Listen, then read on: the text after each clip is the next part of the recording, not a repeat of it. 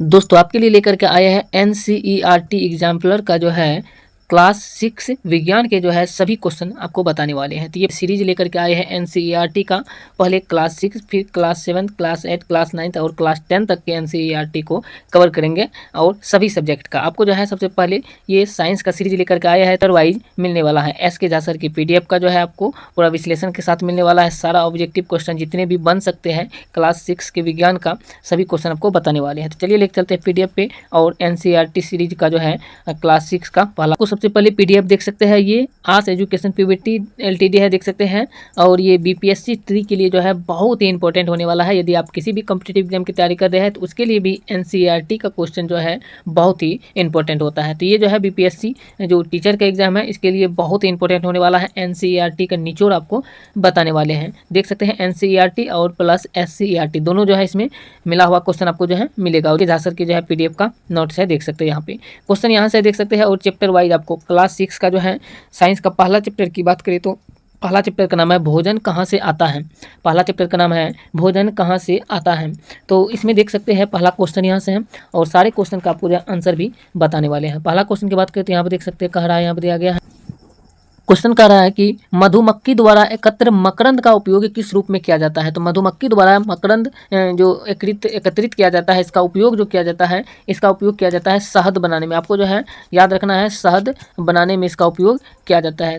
आपको बता दें कि यहाँ पर जो आपको हम बोलते जाएंगे तो आप जो है इसको नोट करते जाइएगा क्वेश्चन आंसर को। वीडियो को जो है यहाँ पे स्किप करके नहीं, वीडियो को जो है रोक करके जो आप इसके क्वेश्चन तो दिया ही है और इसके आंसर को आप नोट कर सकते हैं और सारे के सारे आंसर और क्वेश्चन उतार सकते हैं, कॉपी पे नोट कर सकते हैं। पीडीएफ चाहिए तो डिस्क्रिप्शन में लिंक है टेलीग्राम चैनल का, वहाँ से आप जुड़ सकते हैं, वहाँ पे आपको पीडीएफ मिल जाएगा। तो यहाँ आप देख सकते हैं पहला क्वेश्चन देख लीजिए। इसका आंसर सही आंसर आपको बता दें कि मधुमक्खी द्वारा एकत्रित मकरंद का उपयोग जो है ये किया जाता है शहद बनाने के रूप में किया जाता है। याद रखना है, शहद बनाने के रूप में। और ये शहद रूप में जो है ये औषधि के रूप में, खाने के रूप में जो है ये किया जाता है शहद का उपयोग। और मधुमक्खी जो होता है, मधुमक्खी को जो है 3 तरह में बांटा जाता है। एक कहलाता है फीमेल कहलाता है, एक कहलाता है फीमेल, एक कहलाता है मेल और एक कहलाता है नपुंसक। मेल की बात करें तो ये 2 से 8 रहता है और फीमेल की बात करें तो 1 जो रानी कहलाता है और नपुंसक ये 1000 इतना रहता है, ऐसे याद रखना है। अगला क्वेश्चन की बात करें तो क्वेश्चन कहा जा रहा है, देख सकते हैं कि मूली किस हिस्से का उदाहरण है। तो मूली जो होता है ये पौधे का जड़ जो होता है, जड़ का उदाहरण होता है। मूली जो होता है ये जड़ का उदाहरण है। तो मूली का किसका उदाहरण है, यानी किस हिस्से का उदाहरण है। तो इसका सही आंसर हो जाएगा जड़ या इसी को मूल कहा जाता है। जड़ का एग्जाम्पल में बात करें तो मूली हो गया, सलगम हो गया, चुकंदर, गाजर, ये सब जो है जड़ का हो गया। दूसरा तना की बात करो तो तना में आलू आ जाता है, प्याज, अदरक, हल्दी, लहसुन, ये सब तना में आ जाता है। इसको याद रखना है दोस्तों। आपको जो है डेली जो आपको 20 क्वेश्चन मिलने वाला है और ये सारे के सारे क्वेश्चन आपके एग्जाम के लिए इंपॉर्टेंट होने वाला है। अगला क्वेश्चन की बात करें तो क्वेश्चन कहा जा रहा है, देख सकते हैं 3 नंबर में, हिरन केवल पादप उत्पाद खाता है और इसलिए इसे डैश कहते हैं। तो हिरन जो होता है ये केवल पादप उत्पाद यानी पौधे से जो उत्पाद प्राप्त होता है उसी को खाता है, इसलिए हिरन को क्या कहा जाता है। इसलिए जो हिरन को जो है बात करें तो हिरन को इसलिए शाकाहारी कहा जाता है, इसलिए हिरन को शाकाहारी कहा जाता है। शाकाहारी जीव ये हिरन को कहा जाता है। और मनुष्य की बात करें तो मनुष्य जो है ये द्वितीयक श्रेणी में आता है। प्राथमिक जो होता है, प्राथमिक श्रेणी में जो है ये सबसे पहला जो है उत्पाद कहलाता है, उसके बाद प्राथमिक, फिर द्वितीयक और तृतीयक कहलाता है। उत्पाद में बात करें तो उत्पाद जो होता है इसमें पौधा आ जाता है। प्राथमिक में फर्स्ट में जो है प्राथमिक में जो है हिरन, खरगोश ये सब आ जाता है। और द्वितीयक में जो है द्वितीयक में आ जाता है छोटा मांसाहारी जीव जैसे कि लोमड़ी, कुत्ता, ये सब द्वितीयक में आता है। और तृतीयक में बात करें तो तृतीयक में आ जाता है बाघ, शेर, चीता, ये सब तृतीयक श्रेणी में आ जाता है। तो सबसे पहला उत्पाद होता है पेड़ पौधे। तो अगला क्वेश्चन की बात करें तो क्वेश्चन कहा जा रहा है, देख सकते हैं 4 नंबर में, कि पौधे अपने भोजन का निर्माण किसके माध्यम से करते हैं। तो पौधा जो होता है ये अपने भोजन का जो निर्माण करता है ये सूर्य की रोशनी से, प्रकाश संश्लेषण के द्वारा करता है। सूर्य की रोशनी से पौधे जो है अपना भोजन का निर्माण सूर्य की रोशनी से प्रकाश संश्लेषण द्वारा करता है। सूर्य की रोशनी से प्रकाश संश्लेषण के द्वारा करता है, प्रकाश संश्लेषण के द्वारा करता है। याद रखना आप लोगों को, जैसे बता रहे हैं यहाँ पे प्रकाश संश्लेषण के द्वारा करता है। प्रकाश संश्लेषण के द्वारा जो है यहाँ पे पौधे अपना भोजन का निर्माण करते हैं सूर्य की उपस्थिति में। और सूर्य से जो है सिर्फ 1% प्रकाश ग्रहण करता है और ये क्रिया जो होता है प्रकाश संश्लेषण की ये सिर्फ दिन में होता है। और इसमें जो है उत्पाद के रूप में ग्लूकोज भी बनता है। अगला क्वेश्चन की बात करें तो क्वेश्चन कहा जा रहा है 5 नंबर में, छिपकली का मुख्य भोजन क्या है। तो छिपकली जो होता है, छिपकली का मुख्य भोजन जो होता है ये होता है पतंग या कीट होता है। ये पतंग होता है, पतंगा जिसे कहते हैं, या कीट, पतंगा या कीट होता है ये छिपकली का मुख्य भोजन। अगला क्वेश्चन की बात करते हैं, क्वेश्चन कहा जा रहा है किसमें झींगा पाया जाता है। तो झींगा जो होता है ये किसमें पाया जाता है ये बताना है। तो झींगा जो होता है ये समुद्र में पाया जाता है, समुद्र में झींगा पाया जाता है। झींगा मछली जो होता है ये झींगा, तो ये समुद्र में पाया जाता है। तो अगला क्वेश्चन की बात करते हैं, क्वेश्चन कहा जा रहा है देख सकते हैं कि 7 नंबर में कि कौन सा जानवर सर्वाहारी कहलाता है। तो सर्वाहारी जानवर की बात करें तो सर्वाहारी जानवर जो है ये मनुष्य कहलाता है। मनुष्य जो होता है ये सर्वाहारी जानवर यानी जीव कहलाता है, मनुष्य मानव सर्वाहारी में आ जाता है। अगला क्वेश्चन की बात करें तो क्वेश्चन देख सकते हैं यहाँ पे कहा जा रहा है 8 नंबर में अंकुरित बीजों को खाने का क्या लाभ है। तो अंकुरित बीज जो होता है इसको खाने का यही लाभ होता है कि स्वास्थ्य अच्छा रहता है। स्वास्थ्य जो होता है ये अच्छा रहता है, स्वास्थ्य अच्छा रहता है। ये अंकुरित बीजों को खाने से यही लाभ है कि स्वास्थ्य अच्छा रहता है, शरीर जो होता है ये स्वस्थ रहता है। अगला क्वेश्चन की बात करें तो क्वेश्चन कहा जा रहा है 9 नंबर में मधुमक्खी के छत्ते में मक्खी क्या इकट्ठा करती है। मधुमक्खी के जो छत्ता होता है इसमें मधुमक्खी जो पाया जाता है ये इकट्ठा करता है मकरंद, ये मकरंद को इकट्ठा करता है। मधुमक्खी जो होता है मकरंद को इकट्ठा करता है। अगला क्वेश्चन की बात करें तो क्वेश्चन कहा जा रहा है देख सकते हैं 10 नंबर में प्रकाश संश्लेषण के लिए निम्नलिखित में से कौन सा तत्व आवश्यक है। तो प्रकाश संश्लेषण की क्रिया दिन में होती है और इसके लिए जो आवश्यक तत्व की बात करें तो कौन सा तत्व आवश्यक कर रहा है। तो 4 चीज़ की जरूरत पड़ता है प्रकाश संश्लेषण की क्रिया करने के लिए। पहला तो जल हो जाता है जिसे H2O कहा जाता है, दूसरा CO2 कहा जाता है यानी कार्बन डाइऑक्साइड, तीसरा जो होता है क्लोरोफिल कहा जाता है और चौथा जो है सनलाइट यानी सूर्य का प्रकाश। तो ये 4 चीज़ जो होना आवश्यक है प्रकाश संश्लेषण की क्रिया के लिए, जल, कार्बन डाइऑक्साइड, क्लोरोफिल और सूर्य का प्रकाश, ये चारों चीज़ की आवश्यकता होती है। अगला क्वेश्चन की बात करें तो क्वेश्चन नंबर 11 की बात करें देख सकते हैं यहाँ पे दिया गया है क्वेश्चन 11 कहा जा रहा है तेल बनाने के लिए कौन से पौधे अच्छे स्रोत हैं। तो तेल बनाने के लिए जो है कौन सा पौधा जो है अच्छा स्रोत कहलाता है ये पूछ रहा है। तो इसका सही आंसर हो जाएगा मूंगफली और सरसों का। मूंगफली, आपको बात बता दें कि मूंगफली और सरसों जो होता है ये दोनों पौधा जो होता है मूंगफली और सरसों ये तेल बनाने के लिए जो होता है सबसे अच्छा स्रोत कहलाता है। अगला क्वेश्चन की बात करते हैं, क्वेश्चन कहा जा रहा है देख सकते हैं 12 नंबर का कि अध्यापक इस पर चर्चा करें कि मनुष्यों और अन्य जीवों के लिए भोजन क्यों जरूरी है। अध्यापक से चर्चा करने के लिए कहा जा रहा है कि ये बताइए कि जो है मनुष्य के लिए जो होता है ये मनुष्य और अन्य जीवों के लिए जो है भोजन क्यों जरूरी है, भोजन क्यों जरूरी है ये बताना है। तो इसका सही आंसर जो है ये हो जाएगा भोजन जो होता है ये मनुष्य और अन्य जीवों के लिए जो है ऊर्जा के लिए जरूरी है, ऊर्जा के लिए जरूरी है भोजन जो होता है। भोजन से हमें ऊर्जा प्राप्त होती है। और ऊर्जा के लिए बात करें तो ऊर्जा के यहाँ पर देख सकते हैं कुछ महत्वपूर्ण पॉइंट ये है ऊर्जा के लिए कि ऊर्जा के लिए हमें कार्बोहाइड्रेट लेना जरूरी होता है और अधिक ऊर्जा चाहिए तो इसके लिए वसा का उपयोग करना चाहिए और तुरंत ऊर्जा यदि हमको लेना है तो इसके लिए ग्लूकोज का आवश्यकता पड़ती है। और ऊर्जा का जो है ऊर्जा को कैलोरी में मापा जाता है। ऊर्जा जो मापा जाता है वो कैलोरी में मापा जाता है ऊर्जा को। और एक कैलोरी ऊर्जा बराबर बात करें तो 4.2 जूल होता है ऊर्जा 1 कैलोरी बराबर होता है। अगला क्वेश्चन की बात करें तो क्वेश्चन नंबर 13 कहा जा रहा है देख सकते हैं यहाँ पे कि कौन से पौधे का तना खाने योग्य होता है। तना जो होता है ये आलू का पौधा जो होता है इसका तना खाने योग्य होता है। आलू के पौधा का, आलू का पौधा इसका सही आंसर हो जाएगा। जो किताब में है उसी के अनुसार आपको बता रहे हैं NCERT और SCERT की किताब में जो है। अगला क्वेश्चन कहा जा रहा है 14 नंबर का सरसों के बीज का उपयोग किस लिए किया जाता है। तो सरसों का जो बीज होता है इसका उपयोग जो होता है इसका उपयोग किया जाता है तेल बनाने के लिए। सरसों का बीज जो होता है इसका उपयोग किया जाता है तेल बनाने के लिए, इसको आप लोगों को याद रखना है। तो पहला चैप्टर में बात करें तो इंपॉर्टेंट क्वेश्चन जो MCQ क्वेश्चन बन सकते थे और NCERT और SCERT के क्वेश्चन जो बन सकते थे जो पूछे जाने वाले हैं वो आपको 14 नंबर तक के क्वेश्चन को आपको कवर कर लिए पहला चैप्टर से। पहला चैप्टर का नाम जो था भोजन कहाँ से आता है। अब बात करते हैं दूसरा चैप्टर। दूसरा चैप्टर में बात करें तो दूसरा चैप्टर में यहाँ से क्वेश्चन है देख सकते हैं। दूसरा चैप्टर का नाम है कि भोजन में क्या क्या आता है। भोजन में क्या क्या आता है ये दूसरा चैप्टर का नाम है। और इस चैप्टर में बात करें तो क्वेश्चन यहाँ आप देख सकते हैं क्वेश्चन यहाँ से 14 नंबर तक के क्वेश्चन को फर्स्ट पार्ट में कवर किया नहीं जाए, पहला चैप्टर में इसका कवर किए और ये दूसरा चैप्टर यहाँ से है। और दूसरा चैप्टर का क्वेश्चन है कि हमारे भोजन के लिए मुख्य पोषक तत्व के नाम बताइए। तो कह रहा है कि हमारे भोजन के लिए जो मुख्य पोषक तत्व क्या सब है ये पूछ रहा है। तो हमारे भोजन के लिए मुख्य पोषक तत्व की बात करें तो इसका सही आंसर हो जाएगा प्रोटीन हो जाएगा, प्रोटीन में आ जाएगा। और इसके बाद वसा आ जाएगा, प्रोटीन, वसा, कार्बोहाइड्रेट आप लोगों को याद रख लेना है। और विटामिन और विटामिन सी इसमें मुख्य रूप से बात करें तो प्रोटीन, वसा, कार्बोहाइड्रेट, विटामिन सी ये सब जो है हमारे भोजन के लिए जो मुख्य पोषक तत्व है। और इसमें बात करें तो पाचन में जो है मदद करता है एमिनो अम्ल जो होता है ये पाचन में मदद करता है, प्रोटीन के पाचन में जो है। और विटामिन सी जो होता है ये रोग से लड़ने का कार्य करता है। विटामिन सी जो होता है ये रोग से लड़ने का कार्य करता है। और वसा और कार्बोहाइड्रेट जो होता है, वसा और कार्बोहाइड्रेट ये दोनों से हमें ऊर्जा मिलता है शरीर में जो होता है। और इस तरीके से देख सकते हैं प्रोटीन से ही ऊतक का भी निर्माण होता है या ऊतक से यहाँ पे इसका एक सीरीज बताए थे, आप देख सकते हैं प्रोटीन से जो होता है हमें, प्रोटीन से जो बात करें तो प्रोटीन से बनता है ऊतक बनता है, ऊतक से अंग बनता है, और अंग से जो होता है पूरा शरीर बनता है। इस तरीके से हमारे शरीर का जो है निर्माण है। इस तरीके से आप लोगों को याद रखना है। अगला क्वेश्चन की बात करें तो क्वेश्चन नंबर 16 कहा जा रहा है, देख सकते हैं कि किस तत्व की कमी से जो है अमावनज रोग होता है। अमावनज रोग जो होता है ये किस तत्व की कमी से होता है? तो ये जो होता है ये अस्थियों और दांतों का कमजोर होना। यहाँ पे जो है क्वेश्चन नंबर 16 की बात करें, क्वेश्चन नंबर 16 में जो है फ्लोरीन तत्व जो होता है, इसी तत्व की कमी से अमावजन रोग होता है। फ्लोरीन तत्व की कमी से अमावनज रोग होता है। ये जो है यहाँ पे देख सकते हैं अभावजन्य होना चाहिए। यहाँ पे रोग जो होता है ये अभावजन्य होता है, लेकिन यहाँ पे अमावजनन लिखा गया है। यहाँ पे अभावजन्य ये रोग होता है जो दांत में पाया जाता है। दांत का सबसे ऊपरी भाग जो होता है इनामेल कहलाता है। इस तरीके से भी याद रखना है। अगला क्वेश्चन बात करें तो क्वेश्चन का 17 नंबर में कैल्शियम की कमी से क्या होता है? तो कैल्शियम की कमी से बात करें तो कैल्शियम की कमी से जो होता है अस्थियों और दांतों का कमजोर होना, ये कैल्शियम की कमी से होता है। अस्थि जो होता है हड्डी जिसे कहते हैं, हड्डी और दांत जो होता है ये दोनों जो कमजोर होता है ये कैल्शियम की कमी के कारण ही होता है। अगला क्वेश्चन की बात करें तो क्वेश्चन का जरा देख सकते हैं क्वेश्चन नंबर 18, विटामिन डी के मुख्य स्रोत में कौन सा विकल्प सही है? तो विटामिन डी के मुख्य स्रोत की बात करते ये हो जाएगा सूर्य हो जाएगा। सूर्य से हमें विटामिन डी प्राप्त होता है।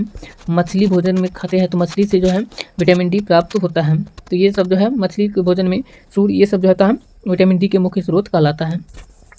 अगला क्वेश्चन की बात करें तो क्वेश्चन यहाँ देख सकते हैं 19। क्वेश्चन नंबर 19 में कहा जा रहा है यहाँ पे कि प्रोटीन की जांच में किस रसायन का उपयोग होता है? तो प्रोटीन की जांच करने के लिए जो है कॉपर सल्फेट यानी कॉपर सल्फेट जो होता है इसका उपयोग किया जाता है। प्रोटीन की जांच के लिए जो है कॉपर सल्फेट का उपयोग किया जाता है। प्रोटीन की जांच के लिए कॉपर सल्फेट का आंसर याद रखना है। अगला क्वेश्चन की बात करें तो क्वेश्चन यहाँ पे कहा जा रहा है 20 नंबर का क्वेश्चन कि विटामिन ए प्राप्त करने के लिए कौन से खाद्य पदार्थ प्रमुख हैं? तो विटामिन ए प्राप्त करने के लिए जो है खाद्य पदार्थ की बात करें तो इसमें गाजर आ जाएगा। गाजर खाने से विटामिन ए प्राप्त होता है। पत्तेदार सब्जी जो होता है, पत्तेदार सब्जी खाने से विटामिन ए प्राप्त होता है। और विटामिन ए की कमी से ही हम लोगों को जो है रतौंधी रोग होता है। रतौंधी जो होता है ये विटामिन ए की कमी से ही होता है, इसलिए कहता है विटामिन ए प्राप्त करने के लिए जो गाजर खाना चाहिए। पत्तेदार जो सब्जी होता है, साग सब्जी सब जो होता है इसको खाना चाहिए। दोस्तों आज अगला देख सकते हैं क्वेश्चन नंबर 21 में कि ऊर्जा देने वाले पोषक तत्व क्या कहलाते हैं? तो ऊर्जा देने वाले पोषक तत्व जो है ये कहलाते हैं वसा और कार्बोहाइड्रेट। वसा और कार्बोहाइड्रेट जो है ये कहलाता है ऊर्जा देने वाले पोषक तत्व। कार्बोहाइड्रेट, वसा और कार्बोहाइड्रेट जो है ये कहलाता है पोषक तत्व कहलाता है ऊर्जा देने वाली। आप लोगों को जो क्वेश्चन यहाँ पे दिख रहा है ये पीडीएफ आपको चैनल पे मिल जाएगा, टेलीग्राम चैनल पे, जो कि लिंक डिस्क्रिप्शन में, वहाँ से जाकर के आप पीडीएफ इसका ले सकते हैं।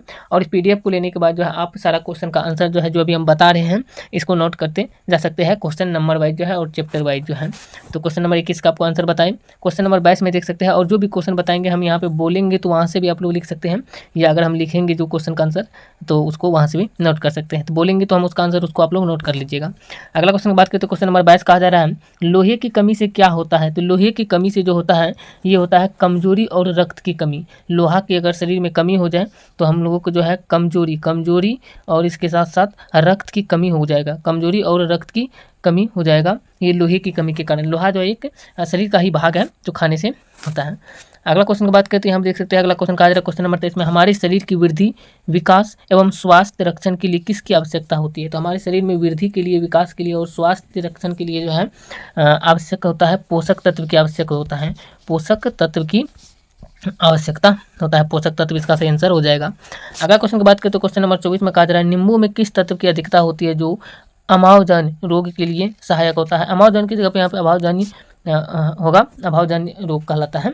यहाँ पे होगा नींबू में किस तत्व की अधिकता होती है जिसके कारण अभावजन्य रोग के लिए सहायक होते हैं जो। तो इसका सही आंसर ये हो जाएगा विटामिन सी। विटामिन सी जो होता है इसकी अधिकता के कारण होता है, तो विटामिन सी इसका सही आंसर हो जाएगा। अगला क्वेश्चन की बात करें तो क्वेश्चन यहाँ पे देख सकते हैं, क्वेश्चन कहा जा रहा है 25 नंबर। क्वेश्चन नंबर 25 में कहा जा रहा है कि पकी हुई दाल में किन पोषक तत्वों की उपस्थिति होती है? तो पका हुआ जो दाल होती है, पकी हुई दाल, उसमें जो होता है प्रोटीन जो होता है इसी तत्व की ज़्यादा उपस्थिति होता है, प्रोटीन की उपस्थिति होता है पकी हुई दाल में। अगला क्वेश्चन की बात करते हैं, क्वेश्चन कहा जा रहा है घेघा रोग किसकी कमी के कारण होता है? तो घेघा रोग जो होता है ये, घेघा रोग 26 नंबर का क्वेश्चन है, घेघा रोग जो होता है ये आयोडीन की कमी के कारण ही घेघा रोग होता है। आयोडीन इसका सही आंसर हो जाएगा। अगला क्वेश्चन की बात करते हैं, क्वेश्चन नंबर 27 में कहा जा रहा है, देख सकते हैं कि आलू में क्या उपस्थित होता है? तो आलू में जो उपस्थित होता है, तो आलू में जो होता है ये मंड उपस्थित होता है, आलू में मंड उपस्थित होता है। और भोजन संग्रह की बात करें तो दो प्रकार से होता है, पादप में भी होता है और जंतु में भी होता है। पौधा में बात करें तो मंड के रूप में भोजन संग्रह होता है, और जंतु में जो होता है ये ग्लाइकोजन के रूप में होता है। अगला क्वेश्चन की बात करें तो क्वेश्चन नंबर 28 में देख सकते हैं। क्वेश्चन नंबर 28 कहा जा रहा है यहाँ पे कि कॉपर सल्फेट सोडा और आयोडीन टिंचर का उपयोग किया जाता है किसके लिए? तो ये जो है ये किया जाता है खाद्य सुरक्षा परीक्षण के लिए, खाद्य सुरक्षा परीक्षण के लिए इसका प्रयोग किया जाता है, खाद्य सुरक्षा परीक्षण के लिए इसका प्रयोग किया जाता है। तो खाद्य सुरक्षा परीक्षण इसका सही आंसर हो जाएगा। अगला क्वेश्चन की बात करें तो क्वेश्चन नंबर 29 में कहा जा रहा है, देख सकते हैं तो विटामिन डी की कमी से होता है। तो विटामिन डी की कमी से क्या होता है? तो विटामिन डी की कमी से जो होता है ये रिकेट्स बीमारी जो होता है, ये रिकेट्स ये विटामिन डी की कमी के कारण ही होता है। अगला क्वेश्चन की बात करें तो क्वेश्चन नंबर 30 यहाँ पर देख सकते हैं। क्वेश्चन नंबर 30 कहा जा रहा है यहाँ पे कि कौन सा तत्व दुग्ध उत्पादन से प्राप्त होता है? तो दूध उत्पादन से जो तत्व प्राप्त होता है ये कहलाता है कैल्शियम। कैल्शियम जो होता है ये दूध उत्पादन से प्राप्त होता है कैल्शियम। कैल्शियम की परमाणु संख्या 20 होता है, इसको भी आप लोगों को याद रखना है। और अगला क्वेश्चन की बात करें तो क्वेश्चन नंबर 31 कहा जा रहा है किस पोषक तत्व का अत्यधिक सेवन हमारे शरीर के लिए हानिकारक होता है? तो कौन सा ऐसा पोषक तत्व है जिसको खाने से जो है अधिक ज़्यादा सेवन करते हैं तो हमारे शरीर के लिए हानिकारक होता है? तो इसका सही आंसर हो जाएगा वसा। वसा का ज़्यादा उपयोग नहीं करना चाहिए।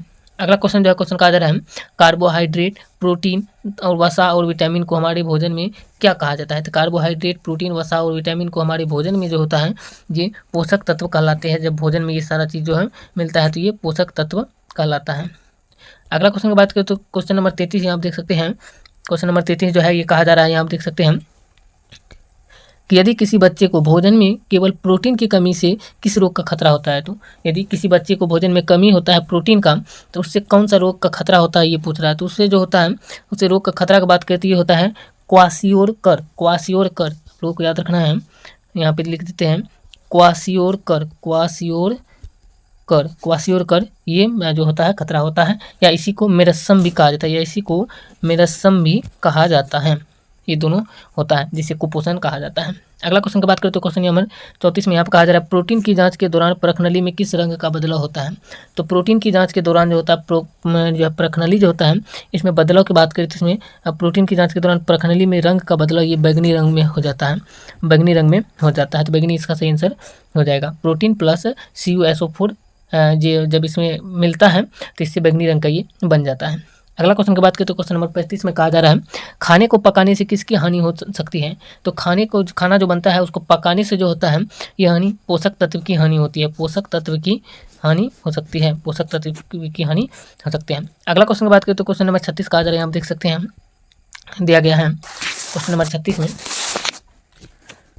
क्वेश्चन नंबर 36 में कहा जा रहा है क्वासियोरकर रोग में बच्चे का पेट क्यों फूल जाता है? तो क्वासियोरकर रोग में जो होता है बच्चे का पेट फूल जाता है क्योंकि प्रोटीन की कमी हो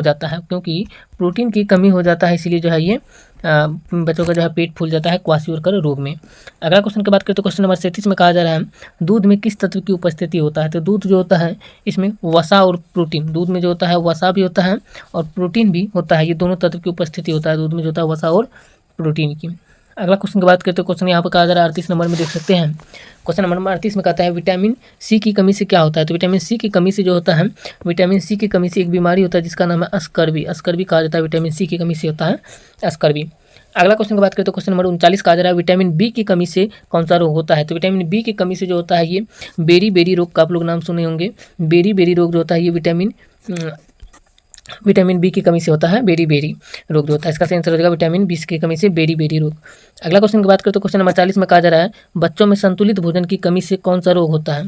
तो बच्चों में संतुलित भोजन की कमी से बात करें तो बच्चों में संतुलित भोजन की कमी से जो रोग होता है उस रोग का नाम है मर्सामस कहा जाता है। मर्सामस रोग कहा जाता है, देख सकते हैं ये रोग कहा जाता है।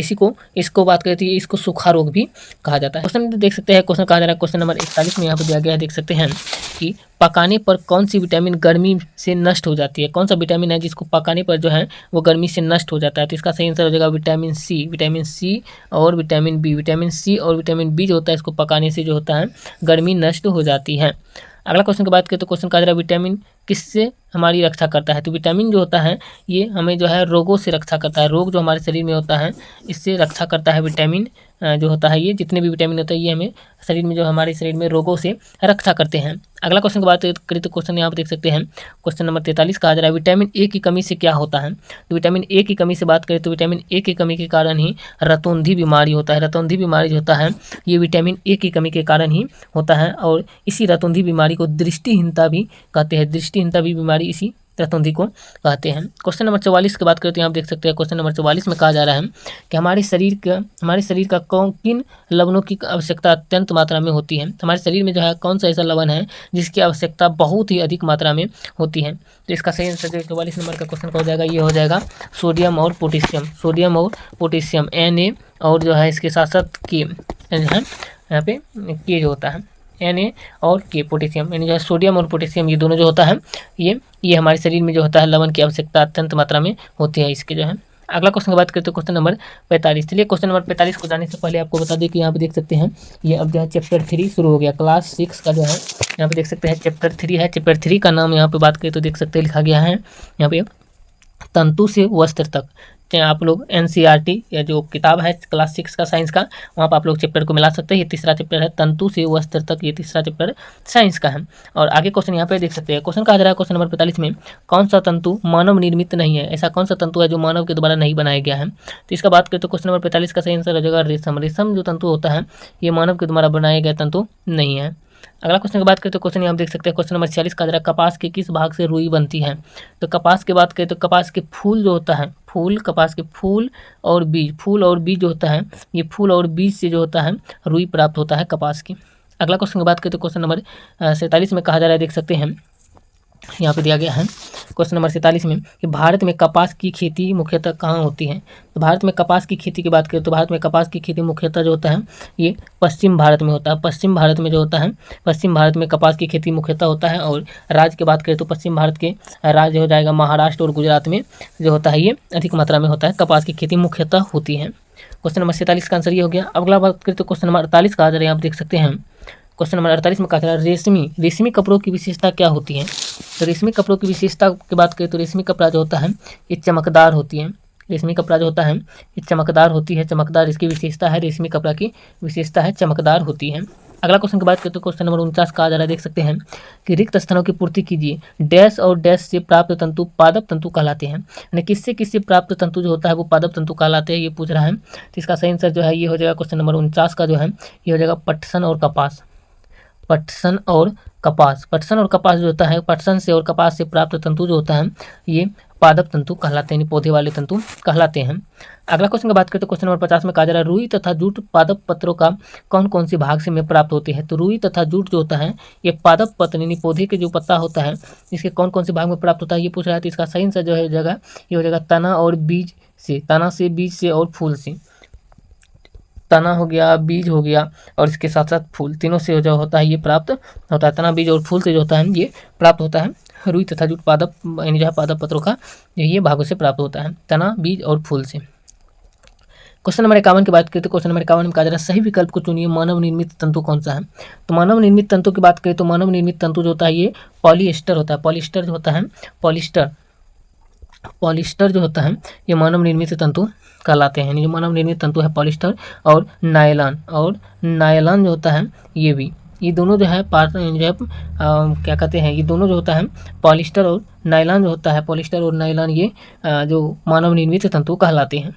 क्वेश्चन नंबर 52 की बात करते हैं, आप देख सकते हैं क्वेश्चन नंबर 52 में कहा जा रहा है भारत में पटसन का प्रमुख उत्पादन किन राज्यों में होता है। भारत में पटसन का प्रमुख उत्पादन जो होता है ये किन राज्यों में होता है ये पूछ रहा है। तो भारत में पटसन का प्रमुख उत्पादन जो होता है ये होता है बिहार, बंगाल और असम में। बंगाल में और असम में, बिहार, बंगाल और असम तीनों राज्य में जो होता है ये उत्पादन ज़्यादा अधिक होता है राज्यों में पटसन का। अगला क्वेश्चन की बात करें तो क्वेश्चन नंबर 53 में कहा जा रहा है, देख सकते हैं रुई और जूट से किसे प्राप्त किया जाता है। रुई और जूट से किसे प्राप्त किया जाता है ये पूछ रहा है। तो रुई और जूट से बात करते हैं, आप देख सकते हैं रुई और जूट से जो होता है ये तंतु से प्राप्त होते हैं। रुई और जूट जो होता है ये तंतु से प्राप्त होता है। रुई और जूट ये तंतु से प्राप्त होता है। अगला क्वेश्चन की बात करें तो क्वेश्चन यहाँ देख सकते हैं, क्वेश्चन नंबर 54 में कहा जा रहा है कपास से क्या बनाया जाता है। तो कपास से बात करें तो कपास जो होता है इसी से धागा बनाया जाता है। कपास से ही धागा बनाया जाता है। कोई भी जो धागा बनता है ये कपास से ही बनाया जाता है। अगला क्वेश्चन की बात करें तो क्वेश्चन नंबर 55 में कहा जा रहा है रेशम, ऊन और जूट किसके प्राकृतिक उदाहरण है। रेशम, ऊन और जूट जो होता है ये उदाहरण है तंतु के ही उदाहरण है। तंतु के प्राकृतिक उदाहरण है रेशम, ऊन और जूट। ये क्वेश्चन नंबर 55 हो गया। क्वेश्चन नंबर 56 की बात करें तो देख सकते हैं क्वेश्चन नंबर 56 में यहाँ पर कहा जा रहा है, देख सकते हैं क्वेश्चन नंबर 56 कहा जा रहा है कि प्राचीन काल में लोग किस सामग्री का उपयोग कपड़े पहनने के लिए करते थे। प्राचीन काल के जो लोग थे ये कपड़े पहनने के लिए जो उपयोग करते थे ये करते थे घास का ही उपयोग करते थे कपड़े पहनने के लिए प्राचीन काल में जो है लोग। अगला क्वेश्चन की बात करें तो क्वेश्चन नंबर 57 कहा जा रहा है, हम देख सकते हैं कि प्राकृतिक तंतु किससे प्राप्त होते हैं। तो प्राकृतिक तंतु जो होता है ये जो है ये प्राप्त होता है पौधा से, यानी जो है पौधा से और जानवर से। पौधा और जानवर से जो होता है ये प्राकृतिक तंतु प्राप्त होते हैं पौधा और जानवर से। क्वेश्चन नंबर 58 की बात करें तो क्वेश्चन नंबर 58 में कहा जा रहा है चरखे के उपयोग का उद्देश्य क्या था। चरखे के उपयोग का उद्देश्य क्या था ये पूछ रहा है। तो चरखे का उपयोग का उद्देश्य बात करते हैं ये हो जाएगा धागा बनाने के लिए। चरखा का जो उपयोग किया जाता है ये धागे बनाने के लिए किया जाता है। धागे बनाने के लिए चरखा का उपयोग किया जाता है। क्वेश्चन नंबर 58 का सही आंसर हो जाएगा धागा बनाने के लिए। अगला क्वेश्चन की बात करते हैं क्वेश्चन नंबर 59 में कहा जा रहा है कि कपास कहाँ से प्राप्त होता है। तो कपास की बात करते हैं कपास जो होता है ये काली मिट्टी वाली गर्म जगहों से प्राप्त होता है। कपास जो होता है ये काली मिट्टी जो होता है उसी वाली गर्म जगहों से प्राप्त होता है। काली मिट्टी की गर्म जगहों से प्राप्त होता है कपास। अगला क्वेश्चन की बात करते हैं क्वेश्चन नंबर 60 में कहा जा रहा है, देख सकते हैं कि तंतु दो प्रकार के होते हैं, वे कौन कौन से हैं। तो तंतु जो होता है ये दो प्रकार का होता है, एक होता है प्राकृतिक तंतु और एक होता है मानव निर्मित तंतु। प्राकृतिक तंतु और मानव निर्मित तंतु ये दो प्रकार के तंतु होते हैं। कहता है क्वेश्चन नंबर 61 पटसन जिसे जूट कहा जाता है, पटसन को किससे प्राप्त किया जाता है। तो पटसन जो होता है ये इसको किससे प्राप्त किया जाता है ये पूछ रहा है। तो पटसन जो होता है ये तना से प्राप्त किया जाता है। तना याद रखना अपना आप लोगों को, तना से पटसन को प्राप्त किया जाता है। अगला क्वेश्चन की बात करें तो क्वेश्चन कहा जा रहा है धागे से वस्त्र बनाने की विधियां क्या है। तो धागे से जो वस्त्र बनाया जाता है वो कौन कौन सी विधि के द्वारा बनाया जाता है। इसका आंसर आप लोगों को याद रखना जो है ये याद रखना है बुनाई से, यानी जो है धागे से जो वस्त्र बनाया जाता है बुनाई के द्वारा, बंधाई के द्वारा या कताई के द्वारा। बुनाई, बंधाई और कताई के द्वारा जो है ये प्राप्त किया जाता है। इसको तीनों को इसको याद रखना है। तीनों में से कोई ऑप्शन ले तो इसमें टिक लगा देना है। यदि तीनों ऑप्शन में नहीं तो एक से अधिक में टिक लगाना है। अगला क्वेश्चन की बात करें तो अब आपको बता दें कि ये चौथा चैप्टर शुरू हो जाता है विभिन्न प्रकार के पदार्थ। आप लोग साइंस में मिलाइएगा तो क्लास 6वां का जो है साइंस जो है उसमें मिलाइएगा तो चौथा चैप्टर में आपको मिलेगा विभिन्न प्रकार के पदार्थ। तो उस चैप्टर के क्वेश्चन को आपको अब कवर कराते हैं। क्वेश्चन नंबर 63 में देख सकते हैं कहा जा रहा है किस प्रकार के धागे द्वारा वस्त्र बुनाई सबसे अधिक प्रचलित है। तो किस प्रकार के धागे के द्वारा जो है वस्त्र बुनाई सबसे अधिक प्रचलित है ये पूछा जा रहा है। इसका सही आंसर हो जाएगा कपास के धागे। कपास के जो धागा होता है इससे जो है वस्त्र बुनाई सबसे अधिक प्रचलित है। कपास के धागे जो है कपास के धागे से इसका सही आंसर हो जाएगा। जैसे कि पीट कर जो है चादर बनाया जाता है घातवर्धनीयता और खींच कर तार बनाया जाता है तन्यता कहलाता है ये। अगला क्वेश्चन बात करें तो क्वेश्चन कहा जा रहा है कौन सा गुण दबाने और खरोचने में जो है आसानी से संबंधित है। यानी जो है कौन सा गुण ऐसा है जो दबाने और खरोचने में आसानी से संबंधित है। तो इसका सही आंसर जो हो जाएगा ये हो जाएगा लचीलता। लचीलता इसका सही आंसर हो जाएगा लचीलता। ये गुण जो है आसानी से संबंधित है ये। अगला क्वेश्चन की बात करें तो क्वेश्चन नंबर 65 देख सकते हैं यहाँ पे। क्वेश्चन नंबर 65 कहा जा रहा है कि कुछ ठंडे पदार्थ जो है कुछ पदार्थ ठंडे पानी में घुल जाते हैं और गर्म पानी में नहीं घुलते हैं, इनमें कौन सा शामिल होता है। कुछ पदार्थ जो होता है वो ठंडा पानी जो होता है उसमें घुल जाता है लेकिन गर्म पानी में नहीं घुलता है, इनमें जो है कौन सा शामिल है ये पूछ रहा है। तो इसका सही आंसर जो हो जाएगा ये हो जाएगा जिप्सम। इसमें जो है जिप्सम शामिल है, इसीलिए जो है ये नहीं घुलता है। अगला क्वेश्चन की बात करें तो क्वेश्चन कहा जा रहा है देख सकते हैं 66 नंबर का नमक का संतृप्त घोल बनाने के लिए क्या करना चाहिए। नमक का यदि संतृप्त घोल बनाना है तो क्या करना होगा ये पूछ रहा है। तो इसका सही आंसर जो हो जाएगा ये हो जाएगा नमक का गर्म, यानी जो नमक जो होता है इसको गर्म पानी में घोल बनाना। नमक को जो है गर्म पानी में यदि घोल बनाया जाता है गर्म पानी में तो इसमें जो है ये क्या होता है संतृप्त घोल बन जाता है गर्म पानी में, क्योंकि उसके बाद जो है वो घुलना बंद हो जाता है। क्योंकि गर्म करने पर जो है विलय की जो विलयता होता है ये बढ़ती है, इसलिए जो है गर्म पानी इसका सही आंसर हो जाएगा। क्वेश्चन नंबर 67 की बात करते हैं, हम देख सकते हैं क्वेश्चन नंबर 67 आ जाता है और क्वेश्चन नंबर 67 में कहा जा रहा है कि हम देख सकते हैं 67 कहा जा रहा है कि ये क्या इंगित करता है कि किसी पदार्थ को हाथ में तेल की तरह चिपचिपा लगे। ये क्या इंगित करता है। ये जो है ये इंगित करता है अम्लीय पदार्थ का। ये जो इंगित करता है ये अम्लीय पदार्थ को इंगित करता है, अम्लीय पदार्थ को इंगित करता है। तो इसका सही आंसर हो जाएगा अम्लीय पदार्थ। अगला क्वेश्चन कहा जा रहा है धातु किसे कहा जाता है, तो धातु किसे कहा जाता है ये बताना है। तो धातु जो है इसके बहुत सारे गुण हैं, इसको ऐसे भी बोल सकता है जो ऑप्शन में रहे, धातु जो है जो चमकता है उसे धातु कहा जाता है, ऐसे बोल सकते हैं। जो सुचालक है, धातु जो है ये सुचालक होता है, ये बोल सकते हैं। धातु से चादर बनाया जा सकता है, चमक पाया जाता है, इसमें लचीलापन पाया जाता है। धातु में बहुत सारे गुण है, जो ऑप्शन में रहेगा उसके अनुसार लगाना है। अगर एक से अधिक ऑप्शन में रहेगा, 2 3 रहेगा ऑप्शन में, तो उसमें एक से अधिक में लगा देना है। चलिए अगला क्वेश्चन की बात करते हैं। क्वेश्चन देख सकते हैं यहाँ पर कहा जा रहा है क्वेश्चन नंबर 69। क्वेश्चन नंबर 69 कहा जा रहा है निम्न में से कौन कौन से पदार्थ जल में घुलकर जल के अलावा भी, यानी जो जल के अलावा भी घोलक हो सकता है। तो कौन सा पदार्थ है, ऑप्शन दिया रहेगा उसके अनुसार लगाना है। यहाँ पे ऑप्शन नहीं दिया है, तो ऑप्शन के अनुसार ये क्वेश्चन पूछ रहा है कौन कौन सा पदार्थ है उसमें जो है। तो इसका सही आंसर जो हो जाएगा ये हो जाएगा तेल। तेल जो होता है ये इसका सही आंसर हो जाएगा। अगला क्वेश्चन की बात करते हैं। क्वेश्चन नंबर 70 कहा जा रहा है वस्तुओं को उनके गुणों के आधार पर किस प्रकार वर्गीकृत किया जा सकता है। वस्तु जो होता है उसके गुण के आधार पर किस प्रकार से वर्गीकृत किया जा सकता है ये पूछ रहा है। तो इसका सही आंसर हो जाएगा पारदर्शी, यानी 3 तरीके से। पारदर्शी एक हो जाएगा, पारदर्शी हो जाएगा, दूसरा हो जाएगा अपारदर्शी, तीसरा हो जाएगा पारभासी। ये 3 प्रकार से जो है वस्तुओं को वर्गीकृत किया जा सकता है। अगला क्वेश्चन की बात करते हैं। क्वेश्चन नंबर 71 कहा जा रहा है, देख सकते हैं। क्वेश्चन नंबर 71 में कहा जा रहा है वस्तुएं किससे बनती है। तो वस्तु जो होता है ये किससे बनती है ये पूछ रहा है। तो वस्तु जो होता है ये रासायनिक तत्व से बनती है। रासायनिक तत्व से वस्तु जो है ये बनती है, रासायनिक तत्व से वस्तुएं बनती है। तो रासायनिक तत्व इसका सही आंसर हो जाएगा। अगला क्वेश्चन है क्वेश्चन नंबर 72 आवश्यक सामग्री का 3/4 जल की आवश्यकता क्यों है। आवश्यक सामग्री का 3/4 जल की आवश्यकता क्यों है ये पूछ रहा है। तो इसका सही आंसर जो हो जाएगा ये हो जाएगा घोल बनाने के लिए। घोल बनाने के लिए आवश्यकता है, घोल बनाने के लिए इसका सही आंसर हो जाएगा। अगला क्वेश्चन कहा जा रहा है क्वेश्चन नंबर 73 में संतृप्त घोल किसे कहते हैं, उदाहरण दीजिए। तो संतृप्त घोल जो है, संतृप्त घोल होता है उसको कहते हैं जिसमें और अधिक पदार्थ जो होता है घुलाया नहीं जा सकता है। जिस पदार्थ में यानी जो है जो भी घोल में यानी कोई चीज़ का भी जो अगर घोल रहता है उसमें और भी अगर पदार्थ को नहीं घुलाया जा सकता है, पदार्थ को जो है नहीं घुलाया जा सकता है, तो उसको जो है कहते हैं संतृप्त घोल, क्योंकि उसमें पहले से संतृप्त है, फूल है, अब उसमें और अधिक नहीं घुलाया जा सकता है। अगला क्वेश्चन की बात करते हैं। क्वेश्चन कहा जा रहा है क्वेश्चन नंबर 74। क्वेश्चन नंबर 74 में कहा जा रहा है पृथ्वी पर अधिकांश वस्तुएं कहाँ मिलती हैं। पृथ्वी पर अधिकांश वस्तु जो होता है ये भूमि पर ही मिलता है। भूमि इसका सही आंसर हो जाएगा, भूमि पर मिलता है अधिकांश वस्तुएं। वायुमंडल में जो होता है सबसे अधिक मात्रा में गैस की पूछे तो नाइट्रोजन होता है, 78% गैस होता है। ब्रह्मांड में पूछे तो हाइड्रोजन होता है, इसको भी याद रखना है। अगला क्वेश्चन की बात करें तो क्वेश्चन नंबर 75 कहा जा रहा है, यहाँ देख सकते हैं, क्वेश्चन नंबर 75 कहा जा रहा है कौन सा धातु बहुत आसानी से चमक खो देता है। ऐसा कौन सा धातु है जो बहुत ही आसानी से अपना चमक खो देता है। तो इसका सही आंसर हो जाएगा लोहा। लोहा धातु जो होता है ये अपना चमक जो है खो देता है बहुत ही आसानी से जो है। अगला क्वेश्चन की बात करें तो क्वेश्चन नंबर 76 कहा जा रहा है कुछ गैसें जल में घुल जाती है, इनमें कौन सी गैस शामिल नहीं है। कौन सा ऐसा गैस है जो शामिल नहीं है इसमें, जो जल में जो है घुल जाती है। तो इसका सही आंसर जो हो जाएगा ये हो जाएगा हीलियम। हीलियम हो जाएगा इसका सही आंसर, हीलियम। हीलियम जो होता है ये एक अक्रिय गैस कहलाता है, और ये हीलियम को जो है वायुयान जो होता है उसके टायर में भरा जाता है, गुब्बारा में भी भराया जाता है हीलियम गैस ही। अगला क्वेश्चन की बात करें तो क्वेश्चन नंबर 77 कहा जा रहा है धात्विक पदार्थ का चमकना कैसे बंद हो सकता है। धात्विक पदार्थ जो होता है, धातु वाले पदार्थ, वो चमकना कैसे बंद हो सकता है ये पूछ रहा है। तो इसका सही आंसर हो जाएगा ऑक्सीकरण के कारण। यदि ऑक्सीकरण किया जाता है इसका, तो ऑक्सीकरण के कारण जो होता है इसका चमकना बंद हो जाता है, ऑक्सीकरण के कारण जो होता है। तो ऑक्सीकरण के कारण जो है इसका सही आंसर हो जाएगा। अगला क्वेश्चन की बात करें तो क्वेश्चन नंबर यहाँ देख सकते हैं 78 कहा जा रहा है छोटा पिन पानी में क्यों डूब जाता है। छोटा पिन जो होता है वो पानी में क्यों डूब जाता है ये पूछ रहा है। क्योंकि उसका घनत्व जो होता है, छोटा पिन का घनत्व जो होता है ये घनत्व अधिक होता है। छोटा पिन का घनत्व जो होता है ये अधिक होता है, जिसके कारण जो है छोटा पिन पानी में डूब जाता है। इसको 2 तरीके से याद रख सकते हैं आप लोग। जिसका घनत्व कम होगा, जिसका घनत्व कम होगा वो तैरेगा, और जिसका घनत्व अधिक होगा, जिसका घनत्व जो होता है वो अधिक होगा वो डूबेगा। ऐसे याद रखना है। इसका मतलब ऐसे आप याद रख सकते हैं, जो वस्तु पानी में डूब जाता है इसका मतलब उसका घनत्व अधिक है, जो वस्तु पानी में तैरता है उसका घनत्व जो होता है वो कम होता है। ऐसे याद रखना है।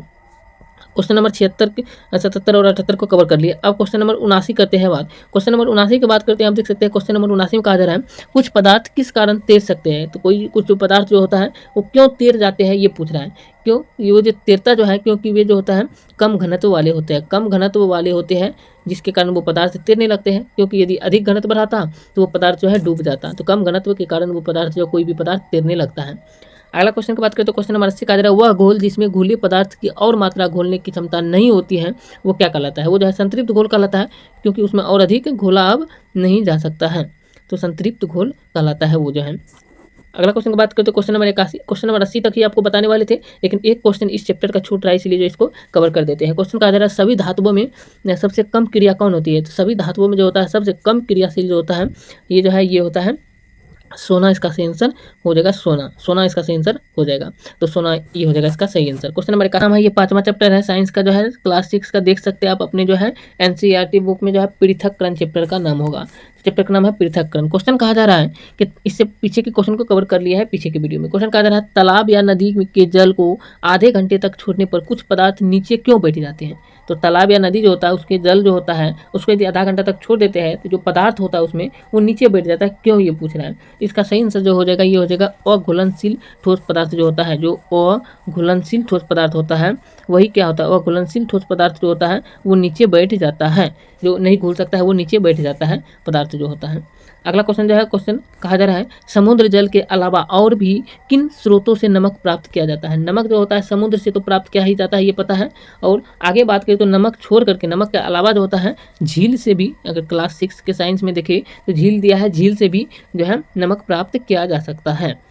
अगला क्वेश्चन की बात करें तो क्वेश्चन नंबर 84 कहा जा रहा है, देख सकते हैं क्रोमेटोग्राफी प्रयोग के बाद कागज को कैसे सुखाया जाना चाहिए? यानी जो है क्रोमेटोग्राफी प्रयोग जब किया जाता है तो कागज जो होता है उसको सुखाना कैसे चाहिए ये पूछ रहा है। तो उस कागज जो होता है उसको खुले में रखकर सुखाया जाना चाहिए। उस कागज को जो है खुले में रखकर को जो है सुखाया जाना चाहिए उस कागज को जो है, तो इसका खुले में रखकर सुखाना इसका सही आंसर हो जाएगा। अगला क्वेश्चन की बात करें तो क्वेश्चन नंबर 85 कहा जा रहा है, देख सकते हैं समुद्र के जल से नमक प्राप्त करने की विधि द्वारा प्राप्त क्या कहलाता है? यानी जो है समुद्र के जल से जो नमक प्राप्त किया जाता है उस विधि को जो है जिस विधि द्वारा किया जाता है उस विधि को क्या कहा जाता है ये पूछ रहा है। तो उस विधि जो होता है उसको कहा जाता है वाष्पीकरण। वाष्पीकरण के द्वारा ही समुद्र से नमक प्राप्त किया जाता है, वाष्पीकरण की क्रिया के द्वारा।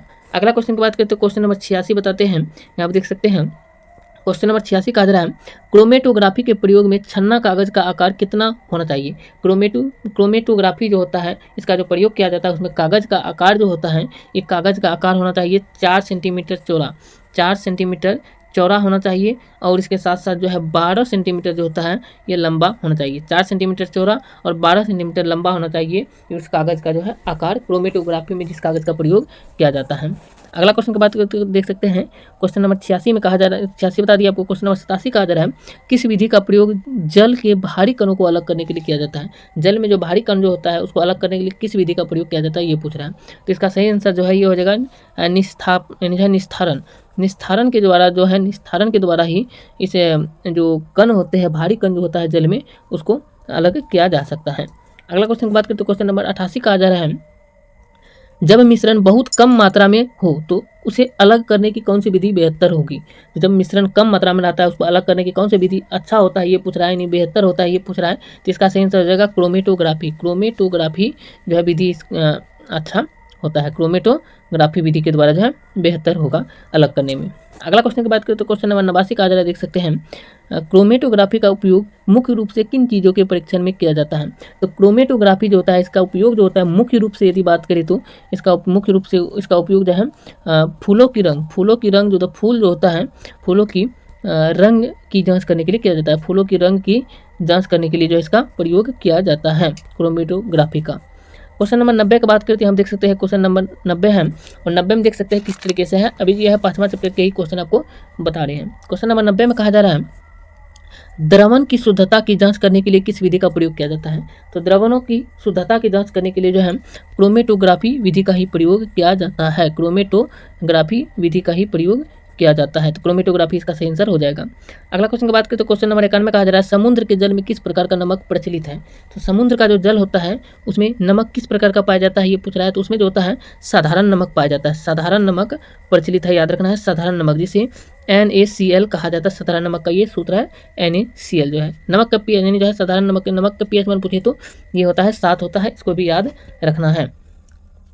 इसे टेबल साल्ट भी कहा जाता है, साधारण नमक को टेबल साल्ट भी कहा जाता है। अगला क्वेश्चन की बात करें तो क्वेश्चन नंबर यहाँ पे देख सकते हैं 92 कहा जा रहा है वाष्पीकरण का प्रयोग किस प्रकार के मिश्रण को अलग करने के लिए किया जाता है? तो वाष्पीकरण का प्रयोग जो होता है ये घोल वाला जो मिश्रण होता है, घोल वाला मिश्रण उसी को अलग करने के लिए किया जाता है। जैसे कि ठोस से गैस में परिवर्तन, ये क्रिया जो है ऊर्ध्वपातन कहलाता है, इसी विधि के द्वारा, ऐसे भी याद रखना है इसको।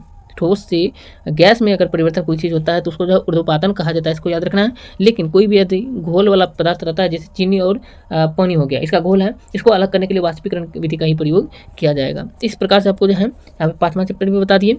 अब आपको ये देखना है साइंस के जो क्लास 6 के साइंस जो है उसमें 6वां चैप्टर में आपको मिलेगा पदार्थ में परिवर्तन। चैप्टर का नाम मिलेगा पदार्थ में परिवर्तन, और इस चैप्टर का आगे के क्वेश्चन को कवर करा दिया। जैसे क्वेश्चन नंबर 93 में कहा जा रहा है, देख सकते हैं यहाँ दिया गया है 6वां चैप्टर का, जल के ठोस अवस्था को क्या कहते हैं। तो जल के ठोस अवस्था जो होता है, जल के ठोस अवस्था को बर्फ कहा जाता है। जल के ठोस अवस्था जो होता है इसको बर्फ कहा जाता है, और ये बर्फ जो होता है ये ऊष्मा का कुचालक होता है, इसको भी याद रखना है। बर्फ जो होता है ये ऊष्मा का कुचालक होता है बर्फ।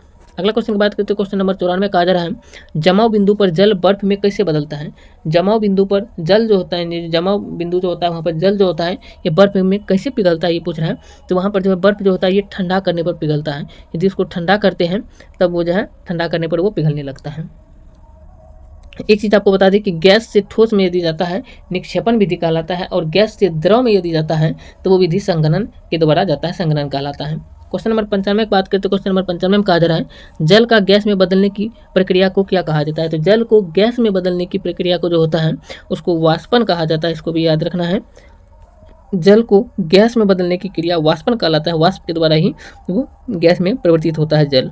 अगला क्वेश्चन की बात करें तो क्वेश्चन नंबर यहाँ देख सकते हैं, क्वेश्चन नंबर 95 आपको बता दिए। अब क्वेश्चन नंबर 96 बताते हैं।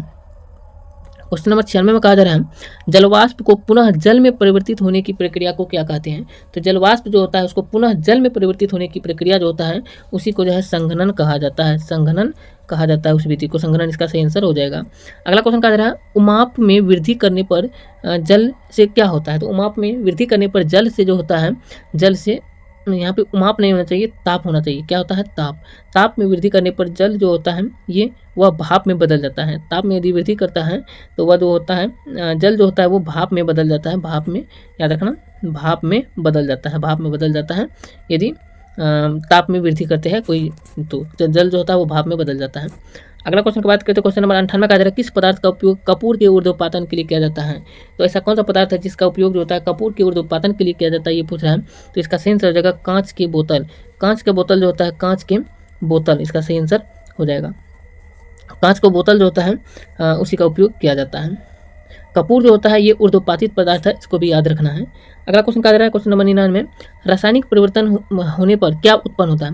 रासायनिक परिवर्तन होने पर क्या उत्पन्न होता है ये पूछ रहा है। तो रासायनिक परिवर्तन यदि होता है तो वहाँ पर जो होता है नया पदार्थ बनता है। रासायनिक परिवर्तन जब होता है तो वहाँ पर जो होता है नया पदार्थ जो है बनता है, नया पदार्थ बनता है, नया पदार्थ का निर्माण होता है, इसे याद रख सकते हैं। क्वेश्चन नंबर 100 कहा जा रहा है, जलवाष्प का ठंडा होकर जल बनने की क्रिया क्या कहलाता है। जलवाष्प का ठंडा होकर जल यदि बनता है तो वो जो होता है भौतिक परिवर्तन के कारण ही होता है, भौतिक परिवर्तन के कारण। भौतिक परिवर्तन को ऐसे भी याद रख सकता है, भौतिक परिवर्तन जो होता है दो प्रकार से, एक भौतिक एक रासायनिक परिवर्तन। परिवर्तन जो होता है दो प्रकार से होता है, एक भौतिक परिवर्तन होता है, दूसरा होता है रासायनिक परिवर्तन। रासायनिक परिवर्तन, भौतिक परिवर्तन जो होता है जो मिल जाए वो भौतिक परिवर्तन कहलाता है, जो ना मिले वो रासायनिक परिवर्तन कहलाता है, ऐसे भी याद रख सकते हैं। क्वेश्चन नंबर 1 कहता है कि गर्मी देने पर कौन सा परिवर्तन सबसे अधिक ऊर्जा खपत करेगा। तो गर्मी देने पर जो है कौन सा ऐसा परिवर्तन है जिससे सबसे अधिक ऊर्जा खपत करेगा ये पूछ रहा है। तो ये जो है ये हो जाएगा ठोस से गैस में। यदि ठोस से गैस में जाएगा कोई भी परिवर्तन होगा, ठोस से गैस में परिवर्तन होगा तो इसमें जो है ज़्यादा खपत की ऊर्जा होगी। अगला क्वेश्चन की बात करें, क्वेश्चन कहा जा रहा है अगला कि कपूर को गर्म करने पर किस रूप में बदलता है। तो कपूर को यदि गर्म करते हैं तो वो जो है कपूर गैस के रूप में बदलता है। कपूर को गर्म करने पर कपूर जो है गैस के रूप में बदलता है, इसका सही आंसर हो जाएगा। अगला क्वेश्चन कहा जा रहा है, बिना उबले हुए अंडे का द्रव गर्मी पाकर बदल जाता है। तो बिना उबले हुए अंडे जो होता है उसका द्रव जो है गर्मी पाकर किस में बदल जाता है। तो उसका द्रव जो है गर्मी पाकर जो है ठोस रूप में बदल जाता है, ठोस में। तो ठोस इसका सही आंसर हो जाएगा। अगला चैप्टर की बात करते हैं, यहाँ देख सकते हैं। अब आगे के क्वेश्चन जो है क्वेश्चन नंबर 104 जो है ये क्वेश्चन ये इस चैप्टर से आ जाएगा। अगला चैप्टर है साइंस का पेड़ पौधे की दुनिया। क्लास 6 में यदि आप देखेंगे तो पदार्थ में परिवर्तन चैप्टर के बाद आता है पेड़ पौधे की दुनिया। तो चलिए अब आपको बताते हैं पेड़ पौधे की दुनिया के वाले चैप्टर से क्वेश्चन। क्वेश्चन नंबर 104 कहा जा रहा है किस प्रक्रिया के बाद पत्तियों की क्लोरोफिल हट जाती है। तो ये जो होता है पत्तियों की क्लोरोफिल जो है ये अंकुरन प्रक्रिया के बाद हट जाता है, अंकुरन प्रक्रिया के बाद हट जाता है। अगला क्वेश्चन की बात करते हैं, क्वेश्चन कहा जा रहा है ध्वंद्र पत्तियां कौन सी प्रक्रिया के बाद कार्य करना बंद कर देती हैं। ध्वंद्र पत्तियां, तो ये जो होता है ये कर देता है वाष्पोत्सर्जन के दौरान, जो है वाष्पोत्सर्जन इसका सही आंसर हो जाएगा, वाष्पोत्सर्जन इसका सही आंसर हो जाएगा। अगला क्वेश्चन की बात करते हैं, क्वेश्चन कहा जा रहा है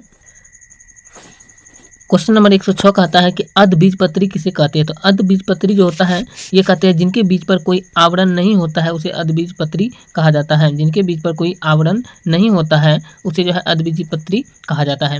अगला क्वेश्चन जो है क्वेश्चन कहा जा रहा है जड़ों में भोजन का संचयन किस प्रकार से होता है। तो जड़ जो होता है पौधे के जड़ में जो है भोजन का संचयन जो है ये किस प्रकार से होता है ये पूछ रहा है। तो ये जो होता है जड़ में जो है भोजन का संचयन जो होता है ये स्टार्च एवं अन्य कार्बोहाइड्रेट के रूप में होता है। स्टार्च एवं अन्य कार्बोहाइड्रेट के रूप में होता है इसका भोजन का जो है संचयन। अगला क्वेश्चन जो है क्वेश्चन कहा जा रहा है देख सकते हैं यहाँ पर दिया गया है, क्वेश्चन कहा जा रहा है तने का मुख्य कार्य क्या होता है। तो तना जो होता है पौधा में तना जो होता है तना का मुख्य कार्य की बात करें तो मुख्य कार्य होता है जल खनिज लवण, जल और खनिज लवण इसके साथ साथ भोजन का संचारण और भोजन का जो है संचारण, ये सभी कार्य जो है ये तना का ही मुख्य कार्य होता है। तना जो होता है पौधा में बीच वाला भाग उसी का ये सब कार्य है। अगला क्वेश्चन कह रहा है मूसला जड़ को किस प्रकार की जड़ कहते हैं। तो मूसला जड़ जो होता है मूसला जड़ को जो है ये कहा जाता है मुख्य जड़ भी कहा जाता है। मूसला जड़ को मुख्य जड़ भी कहा जाता है, तो मुख्य जड़ इसका सही आंसर हो जाएगा। अगला क्वेश्चन की बात करें तो क्वेश्चन नंबर 110 कहा जा रहा है यहाँ पर देख सकते हैं कि पौधों के नाम एवं उनकी पत्तियों की जमावट किस ढंग की होती है। तो पौधा जो होता है उनका नाम एवं पत्ती की जमावट जो होता है ये होता है पर्ण विन्यास ढंग की होती है, पर्ण विन्यास ढंग की, पर्ण विन्यास ढंग की होती है। तो पर्ण विन्यास इसका सही आंसर हो जाएगा। क्वेश्चन नंबर 111 कहता है जड़ों की मुख्यतः दो प्रकार की होती है। जड़ जो होता है ये मुख्यतः दो प्रकार का होता है, वो कौन कौन सा है। तो जड़ जो होता है ये मुख्यतः दो प्रकार से होता है। एक का नाम जो है ये मूसला जड़ कहा जाता है, एक का नाम जो है ये मूसला जड़ कहा जाता है और दूसरा का नाम जो है झकरा जड़ कहा जाता है, झकरा जड़ कहा जाता है या इसी को रेशेदार जड़ भी कहते हैं। चलिए अब अगला क्वेश्चन की बात करें तो क्वेश्चन नंबर 112 की बात करें देख सकते हैं। क्वेश्चन नंबर 112 यहाँ पे है और क्वेश्चन नंबर 112 में कहा जा रहा है कि यदि किसी पौधे की पत्ती में जालिका सिरा विन्यास हो तो उसकी जड़ें किस प्रकार की होंगी। यदि किसी पौधे की पत्ती में जालिका सिरा विन्यास हो तो उसकी जड़ जो होता है वो मूसला जड़ कहलाता है, मूसला जड़ वो कहलाता है, मूसला जड़ इसका सही आंसर हो जाएगा। अगला क्वेश्चन की बात करते क्वेश्चन कहा जा रहा है पानी की बूंदें पत्तियों से किस रूप में आ रही है। तो पानी की बूंदें जो होता है ये पत्तियों से जो होता है ये किस रूप में आ रही है ये पूछ रहा है। तो पत्तियों से पानी की बूंदें जो है ये जलवाष्प के रूप में आ रही है, तो जलवाष्प के रूप में इसका सही आंसर हो जाएगा। अगला क्वेश्चन की बात करते तो क्वेश्चन कहा जा रहा है रेशेदार जड़ किसे कहते हैं। तो रेशेदार जड़ जो होता है ये झकरा जड़ को रेशेदार जड़ भी कहते हैं, झकरा जड़ को रेशेदार जड़ कहते हैं या समानांतर जड़ भी इसी को कहते हैं। अगला क्वेश्चन कहा जा रहा है क्वेश्चन नंबर 115 किस प्रकार की जड़ों में भोजन का संचयन होता है। तो भोजन का संचयन जो होता है ये होता है मूसला जड़ में, मूसला जड़ में जो होता है ये भोजन का संचयन होता है, मूसला जड़ में जो होता है भोजन का संचयन होता है, तो मूसला जड़ इसका सही आंसर हो जाएगा।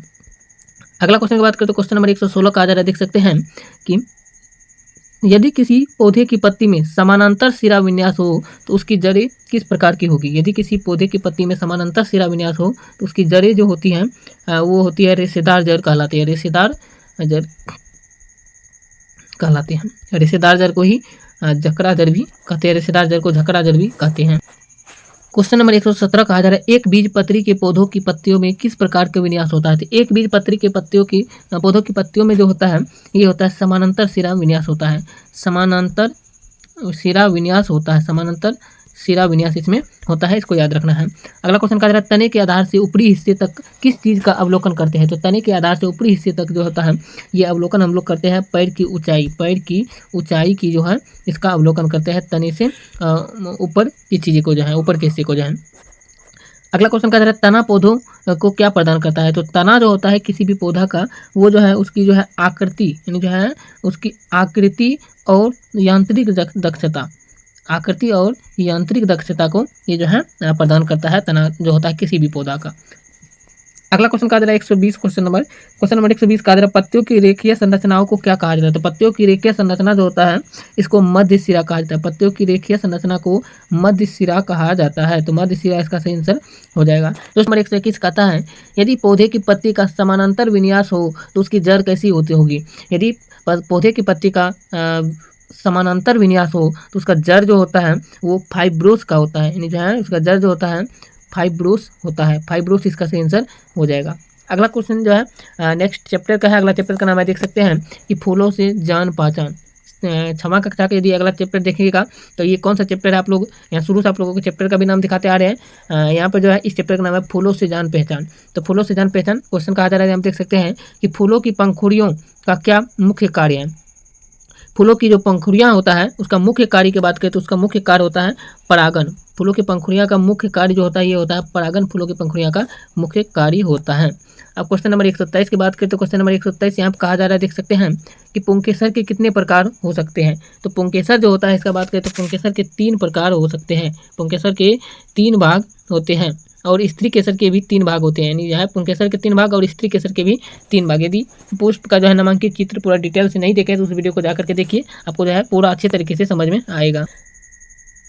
अगला क्वेश्चन जो है क्वेश्चन कहा जा रहा है किस फल के अंडाशय में बीजांड और प्रकोष्ठ होते हैं। तो किस फल के अंडाशय में बीजांड और प्रकोष्ठ होते हैं ये बताना है। तो इसका सही आंसर जो हो जाएगा ये हो जाएगा बैगन। बैगन फल जो होता है इसके अंडाशय में जो होता है ये बीजांड और प्रकोष्ठ दोनों होते हैं।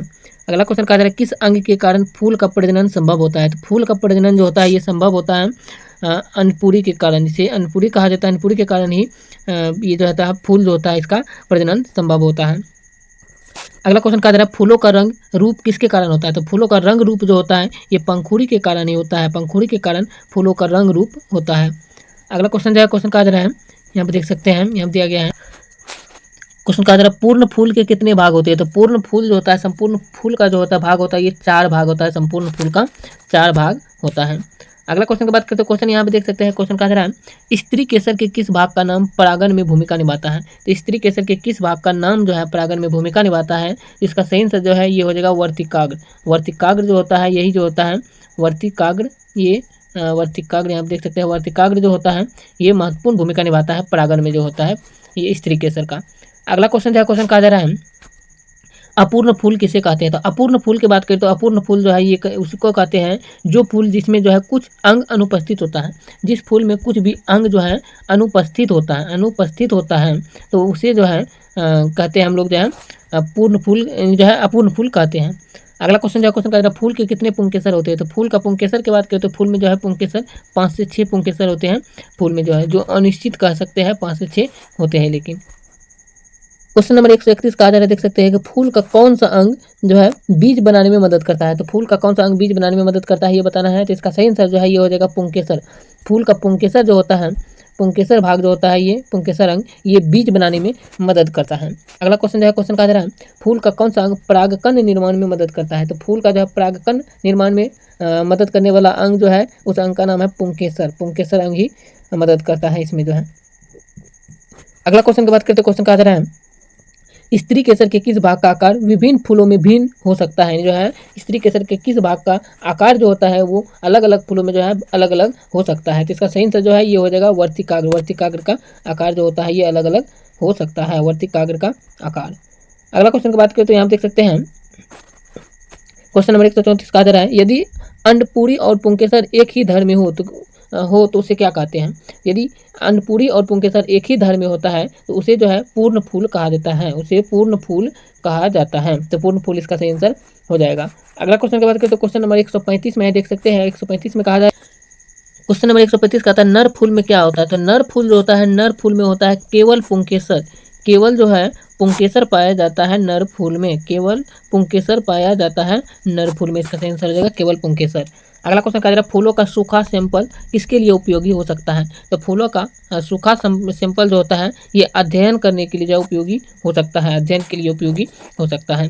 अगला क्वेश्चन की बात करें तो क्वेश्चन नंबर 137 कहा जा रहा है पुंकेसर के किस भाग से झड़ रहे थे, इस भाग का नाम लिखिए। कह रहा पुंकेसर के किस भाग से जो है झड़ रहे थे, यानी किसी भाग से झड़ रहे थे, इस भाग का नाम कह रहा है लिखने के लिए। तो ये जो होता है पुंकेसर जो भाग से झड़ता है तो उसको जो है उसको कहा जाता है परागकण परागकोश से। यानी जो परागकण जो होता है ये परागकण जो होता है परागकण, ये पराग कोश से निकलता है, पराग कोश से निकलता है, परागकण पराग कोश से निकलता है और वर्तिकाग्र पर पहुंचता है। यही क्रिया जो है परागण भी कहलाता है। अगला क्वेश्चन की बात करें तो क्वेश्चन कहा जा रहा है, देख सकते हैं 138 का, कि फूल के किस अंग को बाह्य दल कहा जाता है। तो फूल के जो है पंखुड़ी जो होता है, फूल का पंखुड़ी जो होता है, इसे बाह्य दल कहा जाता है, पंखुड़ी को। अगला क्वेश्चन की बात करें तो क्वेश्चन नंबर 139 कहा जा रहा है, देख सकते हैं कि गुच्छदार फूलों के समूह का नाम क्या हो सकता है। तो गुच्छदार फूलों के समूह का नाम जो होता है उसको कहते हैं क्लस्टर, उसे कहते हैं क्लस्टर कहा जाता है, क्लस्टर। गुच्छदार फूलों के समूह का नाम जो होता है क्लस्टर कहलाता है। अगला क्वेश्चन जो क्वेश्चन कहा जा रहा है, एक लिंगी फूल किस प्रकार के होते हैं। तो एक लिंगी फूल जो होता है उसको कहते हैं जिसमें पुंकेसर या स्त्री केसर में से एक ही होता है। तो पुंकेसर एक जो हो जाएगा पुंकेसर या स्त्री केसर, स्त्री केसर, पुंकेसर या स्त्री केसर, ये दोनों में से जो है एक ही पाया जाएगा जिसमें वो फूल जो होता है एक लिंगी फूल पुष्प कहलाता है। दोस्तों चैप्टर का नाम है, देख सकते हैं, जंतुओं में गति। अगर साइंस का जो है क्लास 6 का साइंस का यदि चैप्टर देखिएगा आप लोग, एक चैप्टर मिलेगा जंतुओं में गति। तो जंतुओं में गति इस चैप्टर का सारा क्वेश्चन देख लेते हैं। पहला क्वेश्चन है, देख सकते हैं कि कंकुआ शब्द किन संधियों के लिए प्रयोग होता है। तो कंकुआ शब्द जो होता है ये प्रयोग होता है कोहनी और घुटने के लिए। कोहनी के लिए हाथों में जो पाया जाता है, कोहनी और घुटने, कोहनी और घुटने के लिए जो है ये कंकुआ शब्द प्रयोग किया जाता है।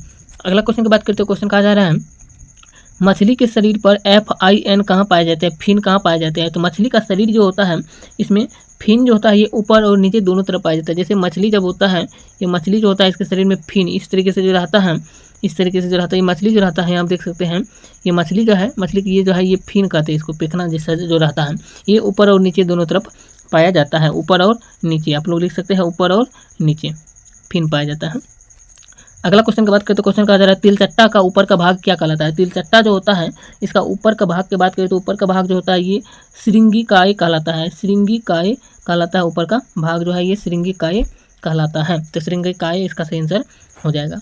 अगला क्वेश्चन की बात करते हैं, क्वेश्चन नंबर यहाँ पे 144 कहा जा रहा है, देख सकते हैं कि अस्थियाँ किन तत्वों के संयोजन पर निर्भर करती है। तो अस्थियाँ जो होता है ये कौन से तत्व के संयोजन पर निर्भर करता है ये बताना है। तो अस्थियाँ की बात करें तो अस्थियाँ जो है ये कैल्शियम, कैल्शियम और फास्फोरस, कैल्शियम और फास्फोरस जो होता है, कैल्शियम और फास्फोरस के संयोजन पर जो है निर्भर करता है अस्थियाँ, यानी हड्डी जो होता है।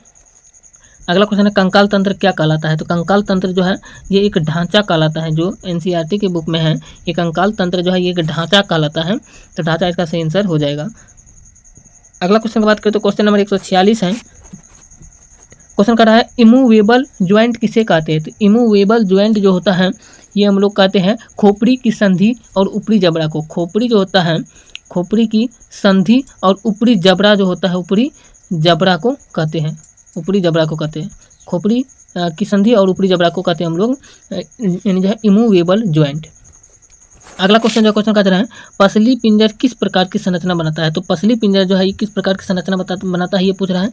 तो बता दें कि पसली पिंजर जो होता है ये एक वृत्ताकार, वृत्ताकार और इसके साथ साथ जो है वृत्ताकार और संकीकृत संरचना बनाती है।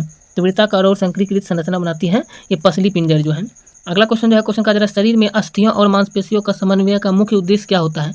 तो शरीर में अस्थियों और मांसपेशियों का समन्वय का मुख्य उद्देश्य जो होता है ये होता है शरीर की गति नियंत्रण करना, शरीर की गति को नियंत्रण करना, ये जो होता है शरीर के अस्थियां और मांसपेशियों का समन्वय का मुख्य उद्देश्य होता है।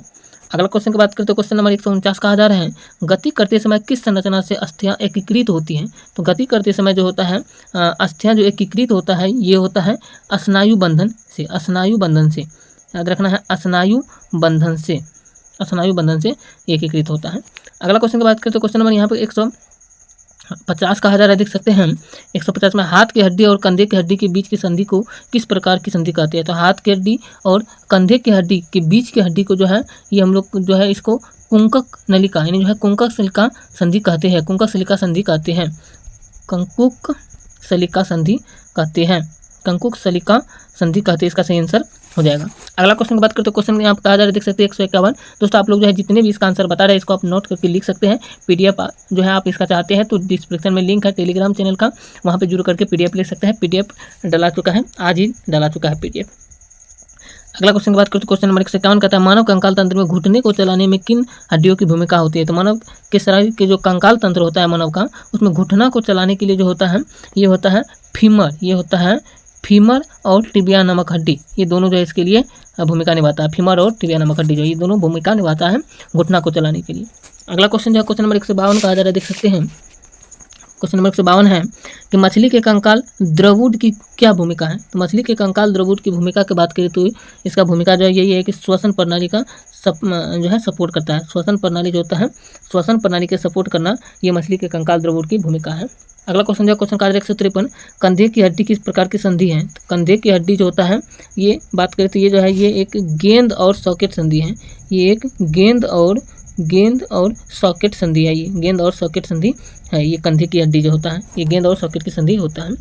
अगला क्वेश्चन की बात करें तो क्वेश्चन नंबर 154 कहा जा रहा है, देख सकते हैं। क्वेश्चन नंबर 154 कहा जा रहा है, सर्प के शरीर के कौन से हिस्से मिलकर लहरदार गति उत्पन्न करते हैं। सर्प के शरीर जो सांप जो होता है उसके शरीर के कौन से हिस्से मिलकर लहरदार गति उत्पन्न करता है, ये बताना है। जिसका सही आंसर हो जाएगा विशेष पेशियाँ। सर्प के शरीर की विशेष पेशियाँ जो होता है ये हिस्से जो है मिलकर लहरदार गति उत्पन्न करते हैं। विशेष जो होता है ये विशेष पेशियाँ। अगला क्वेश्चन की बात करें तो क्वेश्चन कहा जा रहा है, आप देख सकते हैं 155 का क्वेश्चन कहते हैं, मानव कंकाल तंत्र में सबसे छोटी हड्डी कौन सी होती है। तो मानव का जो कंकाल तंत्र होता है सबसे छोटी हड्डी जो है ये स्टेप्स कहलाता है। स्टेप्स कहलाता है और ये कान में पाया जाता है। स्टेप्स हड्डी जो होता है ये कान में पाया जाता है ये हड्डी। अगला क्वेश्चन की बात करें तो क्वेश्चन कहा जा रहा है, कमर की हड्डियों का सबसे बड़ा और ज़्यादा कटावग्रस्त हिस्सा क्या कहलाता है। तो कमर की हड्डियों के सबसे बड़ा और ज़्यादा कटावग्रस्त हिस्सा जो होता है ये कहलाता है बैठने की हड्डी। ये कहलाता है बैठने की हड्डी जो है यही कहलाता है बैठने की हड्डी। इसका सही आंसर हो जाएगा बैठने की हड्डी। अगला क्वेश्चन कहा जा रहा है, किस हड्डी को हुमेरस कहा जाता है। हुमेरस हड्डी किस हड्डी को कहा जाता है। तो हुमेरस हड्डी जो होता है ये अपर बोन को कहा जाता है। अपर बोन ऑफ आर्क को जो होता है ये हुमेरस कहा जाता है। आर्क को हुमेरस हड्डी कहा जाता है। अगला क्वेश्चन की बात करें तो क्वेश्चन नंबर 158 है, यहाँ पे देख सकते हैं। क्वेश्चन नंबर 158 की बात करें तो क्वेश्चन नंबर 158 में कहा जा रहा है, ऊपरी जबड़े एवं खोपड़ी मतलब जो है कपाल जो जिसको कहते हैं, ऊपरी जबड़े एवं खोपड़ी की संधि है। तो ऊपरी जबड़े और खोपड़ी की संधि जो होता है ये अचल संधि कहलाता है। ये एक अचल संधि कहलाता है या इसी को स्थिर संधि भी कहते हैं। अचल संधि या स्थिर संधि भी कहा जाता है। अगला क्वेश्चन जो है क्वेश्चन कहा जा रहा है, घुटने की हड्डियों को जोड़ने वाले रेशे को क्या कहते हैं। तो घुटने की हड्डियों को जोड़ने वाले रेशे को जो है लिंगामेंट कहते हैं। लिंगामेंट कहा जाता है। अगला क्वेश्चन की बात करें तो क्वेश्चन नंबर 160 कहा जाता है, धुराई संधि किसे कहते हैं। तो धुराई संधि जो होता है, धुराई संधि कहा जाता है गर्दन तथा सिर के जोड़ने वाली हड्डी। गर्दन तथा सिर को जोड़ने वाली हड्डी जो होता है, गर्दन तथा सिर को जोड़ने वाली हड्डी को धुराई संधि कहा जाता है। क्वेश्चन नंबर 161 कहता है, अस्थियों को सीधी रूप से सहारा कौन देता है। तो अस्थि जो होता है हड्डी जो होता है इसको सीधी रूप से सहारा की बात करें तो ये जो है कंडारा संधि सहारा करता है। कंडारा संधि इसको याद रखना है, कंडारा संधि सहारा करता है सीधी रूप से जो है कंडारा संधि। अगला क्वेश्चन की बात करें तो अगला क्वेश्चन कहा जा रहा है, देख सकते हैं कि घोंघा का कवच किस प्रकार की संरचना होती है। तो घोंघा का कवच की बात करते हैं, घोंघा के कवच जो होता है ये एक मांसल संधि की संरचना होता है। मांसल संधि की संरचना होता है। मांसल संधि की संरचना होता है। अगला क्वेश्चन की बात करें तो क्वेश्चन नंबर 163 कहा जा रहा है, अस्थियों और पेशियों के संकुचन और विस्तार की प्रक्रिया को क्या कहते हैं। तो अस्थियों और पेशियों के संकुचन और विस्तार की प्रक्रिया को जो हम लोग कहते हैं, इसकी प्रक्रिया को शिथिलन और संकुचन कहते हैं। इसकी प्रक्रिया को जो हम लोग शिथिलन और दूसरा संकुचन कहते हैं। शिथिलन और संकुचन कहते हैं। अगला क्वेश्चन की बात करें तो क्वेश्चन नंबर 164 देख सकते हैं। 164 में कहा जा रहा है कि अस्थियों की कौन सी जोड़े विभिन्न प्रकार की होती है। तो अस्थियों की जोड़े की बात करें तो कौन सा ऐसा जोड़ा है जो विभिन्न प्रकार की होती है। तो इसका सही आंसर जो है ये आप लोग कमेंट करके बताइएगा अगर जानते हैं तो। अगर इसका आंसर जानते हैं तो ये हम आप लोगों के लिए छोड़ रहे हैं। इसका आंसर आप लोग कमेंट करके जरूर बताइएगा कि अस्थियों की कौन सी जोड़े जो है विभिन्न प्रकार की होती है, अलग अलग प्रकार की होती हैं।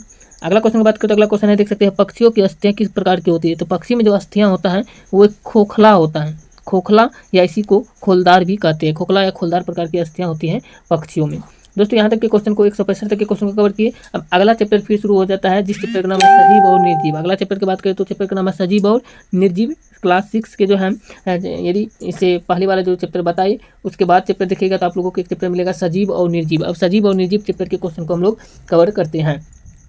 क्वेश्चन है, देख सकते हैं क्वेश्चन का जरा श्वास के बाद छोड़ी गई हवा में कौन सी गैसें शामिल होती है। तो हम लोग जो है सांस लेते हैं जो इसके बाद जो गैस को छोड़ते हैं उसमें कौन कौन सी गैस छोड़ते हैं ये पूछ रहा है। तो श्वास के बाद छोड़ी गई हवा में जो गैस की शामिल मात्रा बात करें तो कार्बन डाइऑक्साइड हम लोग छोड़ते हैं यानी CO2 गैस छोड़ते हैं। और पौधा की बात करें तो पौधा ऑक्सीजन छोड़ते हैं, हम लोग कार्बन डाइऑक्साइड छोड़ते हैं। अगला क्वेश्चन की बात करें तो अगला क्वेश्चन का जरा देख सकते हैं, उत्सर्जन में किन पदार्थों का निष्कासन होता है। उत्सर्जन क्रिया जो होता है इसमें किस पदार्थ का जो है निष्कासन होता है, यानी बाहर निकलता है। तो उत्सर्जन के दौरान जो है हम लोगों को बात करें तो अवांछित पदार्थ जो होता है इसका निष्कर्षण होता है, यानी अवांछित को ही अपशिष्ट पदार्थ भी कहा जाता है। अवांछित को ही अपशिष्ट पदार्थ भी कहा जाता है।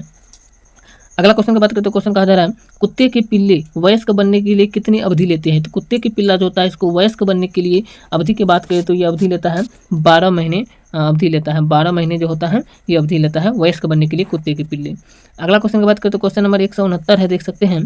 क्वेश्चन नंबर 169 में कहा जा रहा है, सभी जीव किस प्रक्रिया के द्वारा अपने संतानों को जन्म देते हैं। सभी जीव की बात करती है किस प्रक्रिया के द्वारा अपने संतानों को जन्म देते हैं।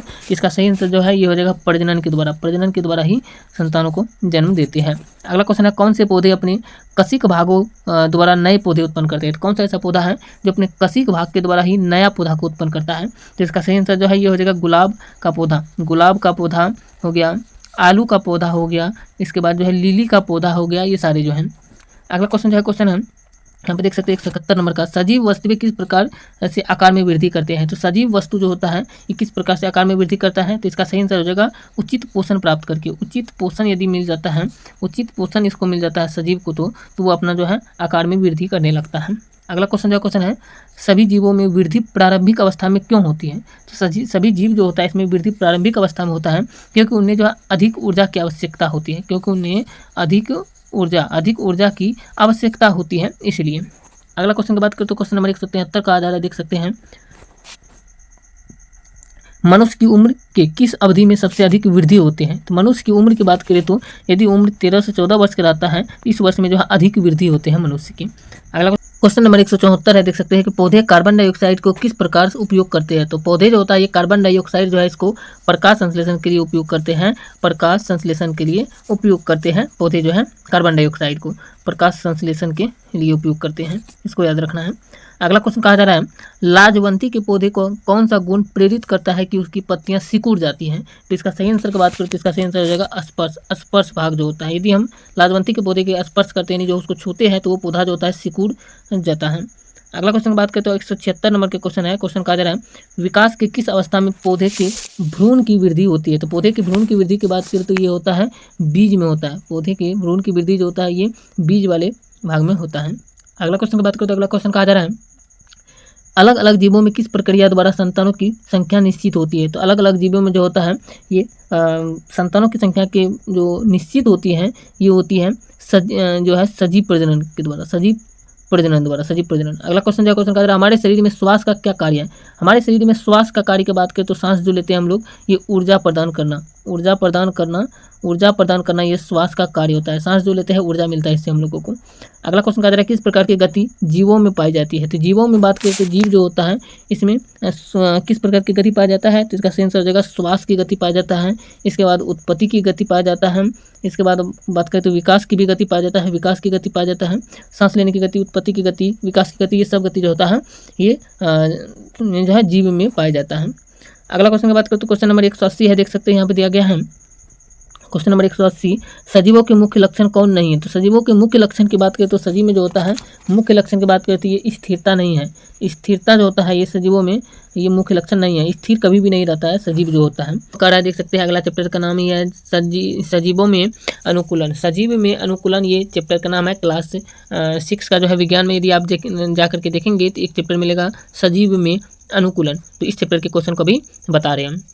तो देख सकते हैं क्वेश्चन कहा जा रहा है कि मछली जल में अपने को किस प्रकार अनुकूलित करती है। मछली जो होता है ये जल में अपने को किस प्रकार अनुकूलित करते हैं ये बताना है। तो ये जो है अनुकूलित जो करते हैं ये पंख एवं गल्फर के द्वारा जो है यहाँ पे पंख एवं गल्फर के द्वारा ये अनुकूलित करते हैं। पंख एवं गल्फर के द्वारा ये जो है अनुकूलित करते हैं मछली जल में। अगला क्वेश्चन जो है क्वेश्चन का जो है सजीव किस प्रकार के वातावरण में पाए जाते हैं। तो सजीव जो होता है ये सजीव सभी प्रकार के मौसम में पाए जाते हैं। ठंडा में भी पाया जाता है, रुक्ष में भी पाया जाता है, गर्म में भी पाया जाता है, नमी में पाया जाता है। इसके साथ साथ ये हल्का में जो है सभी जो वातावरण होता है सभी प्रकार के वातावरण में सजीव पाए जाते हैं। अगला क्वेश्चन जो है क्वेश्चन का देख सकते हैं ताजे पानी में कौन से पौधे पाए जाते हैं। तो ताजे पानी की बात करें तो ताजे पानी जो है इसमें पौधे की बात करें तो कमल पौधे जो होता है, कमल का पौधा जो होता है ये ताजे पानी में पाए जाते हैं। अगला क्वेश्चन की बात करें तो क्वेश्चन कहा जा रहा है, देख सकते हैं यहाँ पे क्वेश्चन है, देख सकते हैं पर्यायु कूलन का अर्थ क्या है। तो पर्यायु कूलन का अर्थ क्या है ये बताना है। तो इसका सही आंसर जो है ये हो जाएगा परिवेश में बदलाव के अनुसार ढल जाना। परिवेश में जो है, परिवेश में बदलाव के अनुसार ढल जाना, यही क्या कहलाता है, यही कहलाता है पर्यायु कूलन।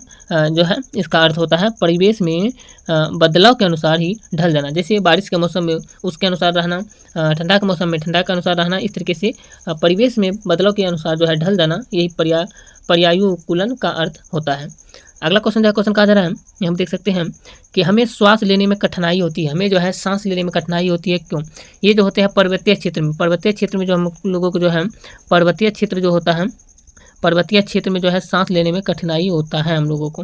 अगला क्वेश्चन की बात करें तो क्वेश्चन कहा जा रहा है, देख सकते हैं यहाँ दिया गया है, क्वेश्चन नंबर 186 में है, पानी में रहने वाले पौधों का तना कैसा होता है। तो पानी में जो पौधा पाया जाता है यानी रहता है, उसके जो पानी में रहने वाले पौधे का तन जो यानी तना जो होता है, वो तना होता है लंबा भी होता है, खोखला भी होता है और हल्का भी होता है। लंबा होता है और खोखला भी होता है, इसके साथ साथ जो है ये हल्का भी होता है, पानी में रहने वाले पौधा का तना जो होता है।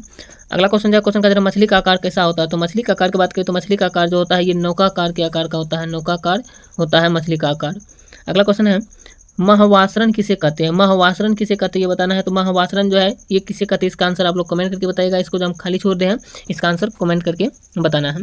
अगला क्वेश्चन की बात करें तो क्वेश्चन देख सकते हैं 188 के बाद आ जाता है 189। क्वेश्चन नंबर 189 में कहा जा रहा है, जलजीव पौधों का तना कैसा होता है। तो जलजीव पौधों का तना जो होता है ये होता है खोखला व हल्का, खोखला व हल्का होता है, खोखला व हल्का होता है। जलजीव पौधों का तना खोखला व हल्का होता है, खोखला व हल्का। अगला क्वेश्चन की बात करें तो क्वेश्चन कहा जा रहा है 190 नंबर का, सजीव किस प्रकार के विशेष व्यवहार अपनाते हैं। तो सजीव जो होता है ये विशेष व्यवहार जो अपनाते हैं, ये सर्द और गर्म, सर्द जो होता है सर्दी गर्मी और सूखा नम, ये चारों प्रकार के जो होते हैं व्यवहार अपनाते हैं सजीव जो है। अगला क्वेश्चन कहा जा रहा है, जलीय पौधों की जड़ें कहाँ स्थापित होता रहती है। तो जलीय पौधों की जड़ जो होता है ये जलाशय के तलहटी में जो है स्थापित रहता है, जलाशय के तलहटी में जमा रहता है, जलाशय के तलहटी में इसका जो है जड़ें जमा रहता है, यानी स्थापित रहता है जलीय पौधे की। अगला क्वेश्चन की बात करें तो क्वेश्चन कहा जा रहा है, देख सकते हैं यहाँ पे 192 नंबर का क्वेश्चन, जीव अपने परिवेश में किस प्रकार से उपयुक्त होते हैं। तो जीव जो होते हैं अपने परिवेश में जो होता है ये उपयुक्त जो होते हैं, ये होते हैं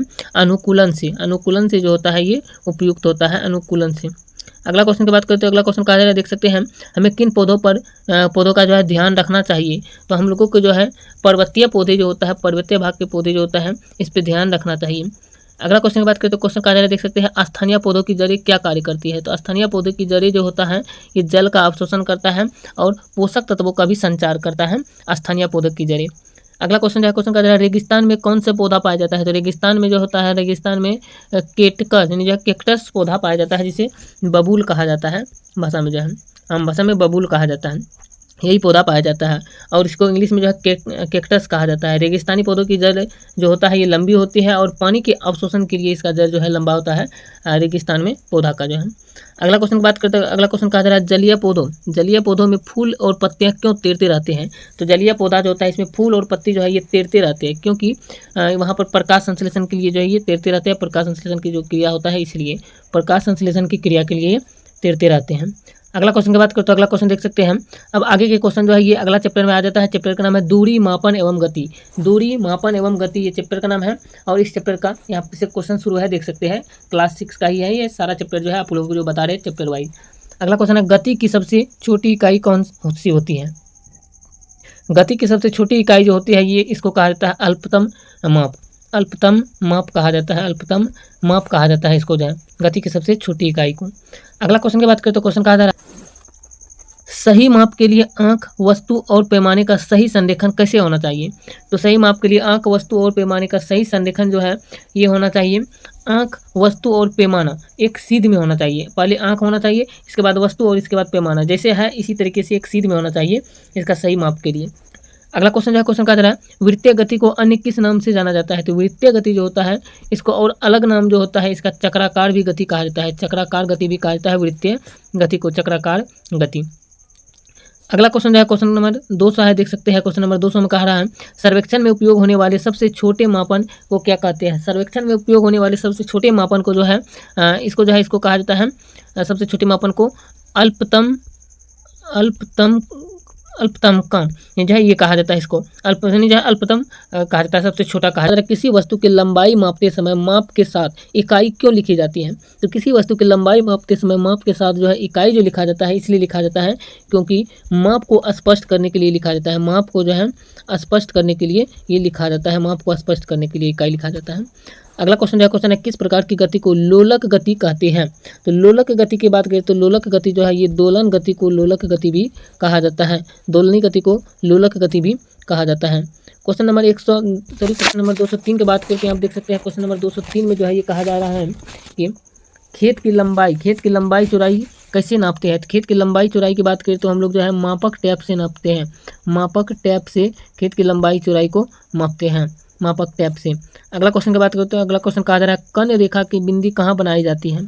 तो कर्ण रेखा की बिंदी जो है ये बनाई जाती है अंतिम बिंदु पर, अंतिम बिंदु पर जो होता है, अंतिम बिंदु पर कर्ण रेखा की बिंदी बनाई जाती है, अंतिम बिंदु पर। अगला क्वेश्चन की बात करें तो अगला क्वेश्चन जो है क्वेश्चन कहा जा रहा है देख सकते हैं किस गतिविधि से लंबी दूरी तय नहीं की जा सकती है? तो लंबी दूरी तय करने के लिए जो है ये गति जो है तैरना गति, इससे तय नहीं किया जा सकता है, तैर करके जो है कोई लंबी दूरी तय नहीं कर सकते हैं। अगला क्वेश्चन कहा जा रहा है गतिशीलता की जांच करने के लिए किस प्रकार का कागज प्रयोग किया जाता है? तो गतिशीलता की जांच करने के लिए जो है प्रयोग में जो लाया जाने वाला कागज है, उस कागज जो होता है वो कागज होता है बड़ी सीट वाला कागज, बड़ी सीट वाला कागज जो होता है उसी कागज का प्रयोग किया जाता है। अगला क्वेश्चन की बात करें तो अगला क्वेश्चन कहा जा रहा है देख सकते हैं मीटर को मानक अंतर्राष्ट्रीय इकाई SI जिसे कहा जाता है ये किस कारण से माना गया है? तो मीटर को मानक अंतर्राष्ट्रीय इकाई SI किस कारण से माना गया है ये पूछ रहा है। तो इसका सही आंसर जो है ये हो जाएगा हिस्सों की समता की वजह से, हिस्सों की समता की वजह से, हिस्सों की जो है समता की वजह से इसको माना गया है, हिस्सों की समता की वजह से, हिस्सों की समता की वजह से इसको जो है मानक इकाई माना गया है। अगला क्वेश्चन की बात करें तो क्वेश्चन नंबर 207 के बाद जो है 208 आ जाता है। क्वेश्चन नंबर 208 में कहा जा रहा है देख सकते हैं यहाँ पे कि किसी वस्तु की लंबाई मापने का सबसे सटीक तरीका कौन सा है? तो किसी वस्तु की लंबाई मापने का सबसे सटीक तरीका जो होता है ये होता है कैलिपर, कैलिपर होता है सबसे सटीक तरीका जो है ये कैलिपर होता है। अगला क्वेश्चन की बात करें तो अगला क्वेश्चन कहा जा रहा है कर्ण रेखा मापन के लिए सही लंबाई प्राप्त करने के लिए किन चीज़ों की आवश्यकता होती है? तो कर्ण रेखा मापन के लिए सही लंबाई प्राप्त करने के लिए जो होता है ये प्रयोग में जो लाया जाता है ये लाया जाता है मानक इकाइयाँ और सही मात्रक, मानक इकाइयाँ और सही मात्रक, मानक इकाइयाँ और सही मात्रक ये लाया जाता है। अगला क्वेश्चन की बात करें तो अगला क्वेश्चन कहा जा रहा है देख सकते हैं यहाँ पे 210 नंबर का एक निश्चित अंतराल के पश्चात दोहराई जाने वाली गति को क्या कहते हैं? तो एक निश्चित अंतराल के पश्चात जो है दोहराई जाने वाली गति को जो है आवर्त गति कहा जाता है, आवर्त गति कहा जाता है। अगला क्वेश्चन की बात करते हैं, अगला क्वेश्चन कहा जा रहा है कि मापन में त्रुटि से बचने के लिए क्या ध्यान देना चाहिए? मापन में त्रुटि से बचने के लिए जो है हम लोगों को वस्तु के साथ पैमाना समानांतर रखे, ये ध्यान देना चाहिए कि पैमाना जो होता है वो पैमाना जो होता है ये समानांतर रहना चाहिए, समानांतर रहना चाहिए पैमाना जो है। अगला क्वेश्चन की बात करते हैं, अगला क्वेश्चन कहा जा रहा है देख सकते हैं यहाँ पे क्वेश्चन नंबर 212 है कि कोई भी गतिशील वस्तु किस आधार पर मानी जाती है? कोई भी वस्तु को जो हम लोग गतिशील कहते हैं ये किस आधार पर मानते हैं? ये जो हम लोग मानते हैं ये स्थिति के परिवर्तन के आधार पर मानते हैं। स्थिति जो होता है इसमें यदि परिवर्तन हो जाता है, स्थिति परिवर्तन के आधार पर जो हम लोग मानते हैं कि ये गति में वस्तु है। अगला क्वेश्चन जो है क्वेश्चन कहा जा रहा है सिलाई मशीन की कौन सी गति सिलाई की प्रक्रिया में मदद करती है? तो सिलाई मशीन में जो होता है गति की बात करें तो घूर्णन गति जो होता है ये सिलाई में मदद करता है, घूर्णन गति। अगला क्वेश्चन की बात करते हैं, अगला क्वेश्चन कहा जा रहा है झूले पर किसी बच्चे की गति डैश होती है? तो झूले पर किसी बच्चे की गति जो होता है वो गति दोलनी गति होता है। झूले पर जो झूलते हैं कोई भी बच्चे उसका गति की बात करें तो वो गति कहा जाता है दोलनी गति कहलाता है। अगला क्वेश्चन की बात करें तो क्वेश्चन नंबर 215 की बात करते हैं, यहाँ पर देख सकते हैं क्वेश्चन कहा जा रहा है आवर्त गति के अंतर्गत कौन सी क्रिया शामिल होती है? तो आवर्त गति के अंतर्गत जो होता है उसमें दोलन और घूर्णन, उसमें दोलन और घूर्णन ये दोनों गति जो होता है ये शामिल होती हैं। अगला क्वेश्चन जो क्वेश्चन कहा जा रहा है समता की स्थिति में धारा प्रवाह गति को क्या कहा जाता है? तो समता की स्थिति में धारा प्रवाह गति को जो होता है उसको जो है उसको कहा जाता है स्थिर गति कहा जाता है, धारा प्रवाह गति को स्थिर गति कहा जाता है। अगला क्वेश्चन की बात करें तो अगला क्वेश्चन कहा जा रहा है समता की स्थिति में, ये तो अभी बता दिए। अगला क्वेश्चन है यहाँ पे सरल रेखीय गति और वृत्तीय गति में मुख्य अंतर क्या है? तो सरल रेखीय और वृत्तीय गति में मुख्य अंतर की बात करें तो इसमें जो है वस्तु की दिशा जो इसमें मुख्य अंतर है। अगला क्वेश्चन जो है क्वेश्चन यहाँ पे देख सकते हैं क्वेश्चन कहा जा रहा है सरल रेखीय गति को क्या कहा जा सकता है? तो सरल रेखीय गति को जो है यहाँ पे कहा जा सकता है तो इसका सही आंसर जो है ये हो जाएगा सीधी गति। सरल रेखीय गति को जो है सीधी गति भी कहा जाता है। अगला क्वेश्चन जो है, क्वेश्चन कहा जा रहा है, यहाँ पे देख सकते हैं कि गिटार की डोरियों की कंपन किस गति का उदाहरण है। तो गिटार की डोरियों के कंपन जो होता है, ये जो गति का उदाहरण है, ये आवर्त गति या दोलनी गति का उदाहरण है। आवर्त गति या दोलनी गति का उदाहरण है गिटार की डोरियों की कंपन जो है, आवर्त गति या दोलनी गति की उदाहरण है। अगला क्वेश्चन जो है, क्वेश्चन कहा जा रहा है कि आपने यह कैसे सुनिश्चित किया कि कोई वस्तु गति में है अथवा विराम में है। तो कोई भी वस्तु गति में है या विराम में है, ये कैसे पता करना है। तो इसका जो है, इसका पता वस्तु की स्थिति के मापन द्वारा पता चलता है। वस्तु के जो है स्थिति के मापन के द्वारा, वस्तु के स्थिति के मापन के द्वारा जो है पता चलता है ये जो है। तो अगला चैप्टर का नाम है प्रकाश। अगला चैप्टर का नाम ही है प्रकाश, और प्रकाश चैप्टर बहुत ही इंपॉर्टेंट है। बीपीएससी टीआरई 4 के लिए भी होने वाला है और अदर कॉम्पिटेटिव एग्जाम के लिए भी एनसीईआरटी नोट्स इंपॉर्टेंट होता है। तो क्वेश्चन कहा जा रहा है, अंधेरे में किसी वस्तु को क्यों नहीं देख पाते हैं।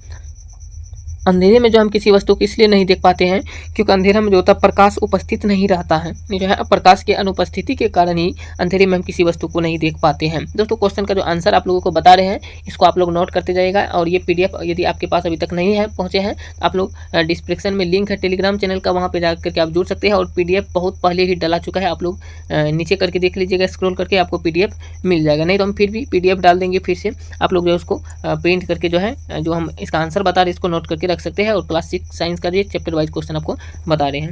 अगला क्वेश्चन कहा जा रहा है, प्रतिबिंब की दिशा को उल्टने के लिए किस विशेष व्यवस्था पर उपयोग किया जाता है। तो प्रतिबिंब की दिशा को उल्टने के लिए जो है एक विशेष प्रकार की व्यवस्था का उपयोग किया जाता है, जिसका नाम जो है उसका नाम है हैंड मोल्ड कैमरा से।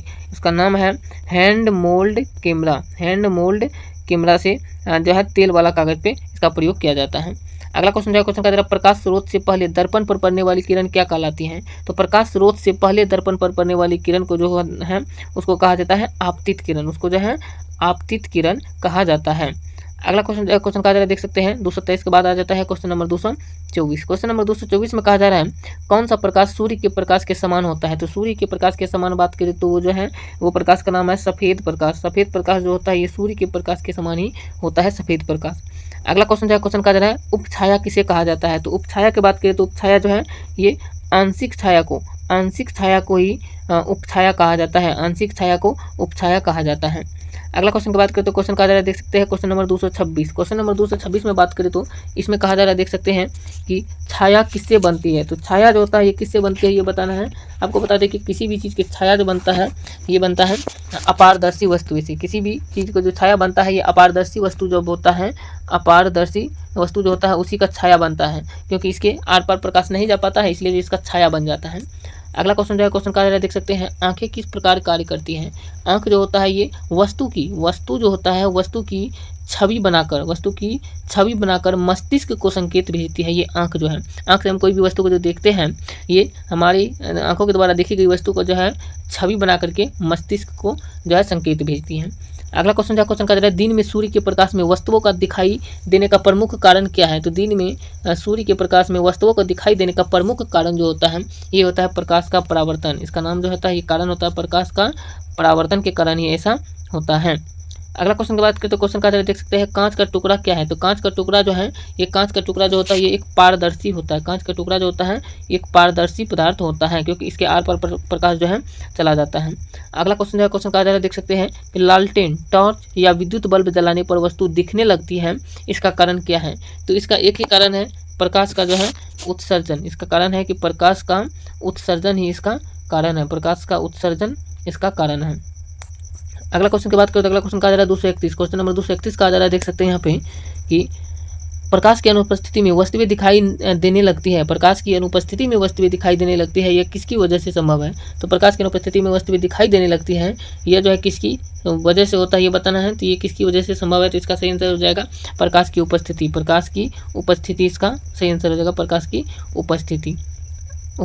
अगला क्वेश्चन की बात करें तो अगला क्वेश्चन कहा जा रहा है, देख सकते हैं कि छाया का आकार किस पर निर्भर करता है। तो छाया का आकार जो होता है ये छाया का आकार जो होता है ये वस्तु की आकृति पर निर्भर करता है। वस्तु की आकृति पर ही निर्भर करता है। छाया का आकार जो है वस्तु की आकृति पर निर्भर करता है। अगला क्वेश्चन जो है, अगला क्वेश्चन के बारे में बता देते हैं। अगला क्वेश्चन जो बताएंगे इस चैप्टर का नाम है बल्ब जलावो जगमग जगमग। बल्ब जलावो जगमग जगमग ये चैप्टर का नाम है, और यहाँ से जो है इस चैप्टर का क्वेश्चन है। दोस्तों आपको बता दें कि साइंस का जो है एनसीईआरटी और एससीईआरटी चैप्टर का क्वेश्चन आप लोगों को बता रहे हैं, चैप्टर वाइज क्वेश्चन। अगला क्वेश्चन है, क्वेश्चन देख सकते हैं कि धातु की थाली का उपयोग किस रूप में किया जाता है। तो धातु का जो थाली बना होता है इसका उपयोग जो होता है, इसका उपयोग हम लोग जो है चालक के रूप में करते हैं। इसका उपयोग जो होता है हम लोग चालक के रूप में करते हैं। अगला क्वेश्चन है, एडिसन ने सबसे पहले किसका प्रयोग किया और क्यों। तो एडिसन जो है ये सबसे पहले की बात करते हैं, ये सबसे पहले जो है ये प्लेटिनम नामक धागा, प्लेटिनम नामक धागा का जो है प्लेटिनम नामक धागा का प्रयोग किया, क्योंकि यह जो होता है पतला धागा था इसलिए। अगला क्वेश्चन की बात करते हैं, अगला क्वेश्चन कहा जा रहा है, देख सकते हैं 236, एडिसन ने फिलामेंट के लिए किस प्रकार का धागा प्रयोग किया। एडिसन जो है ये फिलामेंट के लिए जो होता है ये धागा का प्रयोग किया था, जिसका नाम, जो धागा का नाम था जो है वो कार्बन। ये जो है यहाँ देख सकते हैं, एडिसन ने फिलामेंट के लिए किस प्रकार का धागा प्रयोग किया, ये क्या था, कार्बन का धागा का प्रयोग किया था। क्वेश्चन नंबर 236 का आंसर हो जाएगा। क्वेश्चन नंबर यहाँ देख सकते हैं, क्वेश्चन नंबर 235 छूट गया, जिसमें कहा गया कि एडिसन का प्रयोगशाला में पहले प्रयोग के अनुभव क्या था। तो एडिसन की प्रयोगशाला में पहले प्रयोग के अनुभव जो था ये था तार जल्दी जल गया। ये जो था तार जल्दी जल गया था, तार जल्दी जल गया था, ये इसका जो है पहला प्रयोग का अनुभव था। अगला क्वेश्चन जो क्वेश्चन कहा जा रहा है, देख सकते हैं क्वेश्चन नंबर 236 को भी बता दिए। क्वेश्चन नंबर 237 कहा जा रहा है, देख सकते हैं क्वेश्चन नंबर 237 में कहा जा रहा है कि फिलामेंट के लिए किस सामग्री का सबसे पहले उपयोग किया गया था। तो फिलामेंट के लिए सबसे पहले अगर बात करें तो सबसे पहले जो है बांस की, जो बांस जो होता है बांस सामग्री का ही प्रयोग किया गया था। बाद में जो है इसका जो है फिलामेंट का प्रयोग, इस बांस को जो है हटा दिया गया। अगला क्वेश्चन कह रहा है, एडिसन ने बाल्यकाल में कौन सा महत्वपूर्ण वस्तु बनाई थी। एडिसन जो है ये बाल्यकाल में, जो है बाल्य अवस्था में ही एक वस्तु बनाई थी, जिसका नाम जो था उसका नाम था फोनोग्राफ। उसका नाम जो था उसका नाम था फोनोग्राफ वस्तु। अगला क्वेश्चन की बात करते हैं, अगला क्वेश्चन कहा जा रहा है, देख सकते हैं कि प्लास्टिक टॉर्च में किसके संपर्क में नहीं आने से सर्किट बनता है। ये सर्किट जो बनता है ये बनता है धातु का संपर्क में आने से, धातु का संपर्क में आने से। अगला क्वेश्चन की बात करते हैं, अगला क्वेश्चन देख सकते हैं, कहा जा रहा है 240 क्वेश्चन नंबर, अगर हवा का कुचालक न होता तो किस किस तरह की गड़बड़ी हो जाती। अगर हवा का कुचालक ना होता तो किस किस वस्तु की गड़बड़ी हो जाती। तो ये जो है इस वस्तु का नाम हो जाएगा विद्युत सर्किट खराब हो जाता। तब जो है विद्युत जो होता है, विद्युत सर्किट जो होता है ये खराब हो जाता, विद्युत सर्किट जो है ये खराब हो जाता, विद्युत सर्किट खराब हो जाता। कहा जा रहा है, देख सकते हैं कि टॉर्च के बंद करने पर बल्ब का जुड़ाव किसके साथ रहता है। तो टॉर्च को जो बंद करते हैं, उसको बंद करने पर जो है उसका जुड़ाव किसके साथ रहता है ये बताना है। तो इसका सही आंसर जो है ये हो जाएगा सेल के साथ। इसका जुड़ाव जो होता है ये सेल के साथ रहता है। अगला क्वेश्चन जो है, क्वेश्चन कहा जा रहा है, सेल के दो सिरों में कौन सा ध्रुव होता है। सेल जो होता है इसके दोनों सिरा जो होता है सेल का, जैसे बैटरी जैसा जो होता है ये सेल जो होता है, इसके दोनों सिरा जो होता है, एक सिरा ये और एक सिरा ये, दोनों सिरा में जो है धनात्मक और ऋणात्मक जो है होता है। यानी जो है सेल के दोनों सिरों में ध्रुव जो होता है एक धनात्मक होता है और एक ऋणात्मक होता है। अगला क्वेश्चन की बात करते हैं, अगला क्वेश्चन कहा जा रहा है 243 का, जो चीज़ें विद्युत धारा के चालक धारा के बहने में रुकावट डालते हैं उन्हें क्या कहते हैं। तो उन्हें जो है उन्हें कुचालक कहते हैं, उसे जो है कुचालक कहा जाता है, कुचालक। अगला क्वेश्चन जो है, क्वेश्चन कहा जा रहा है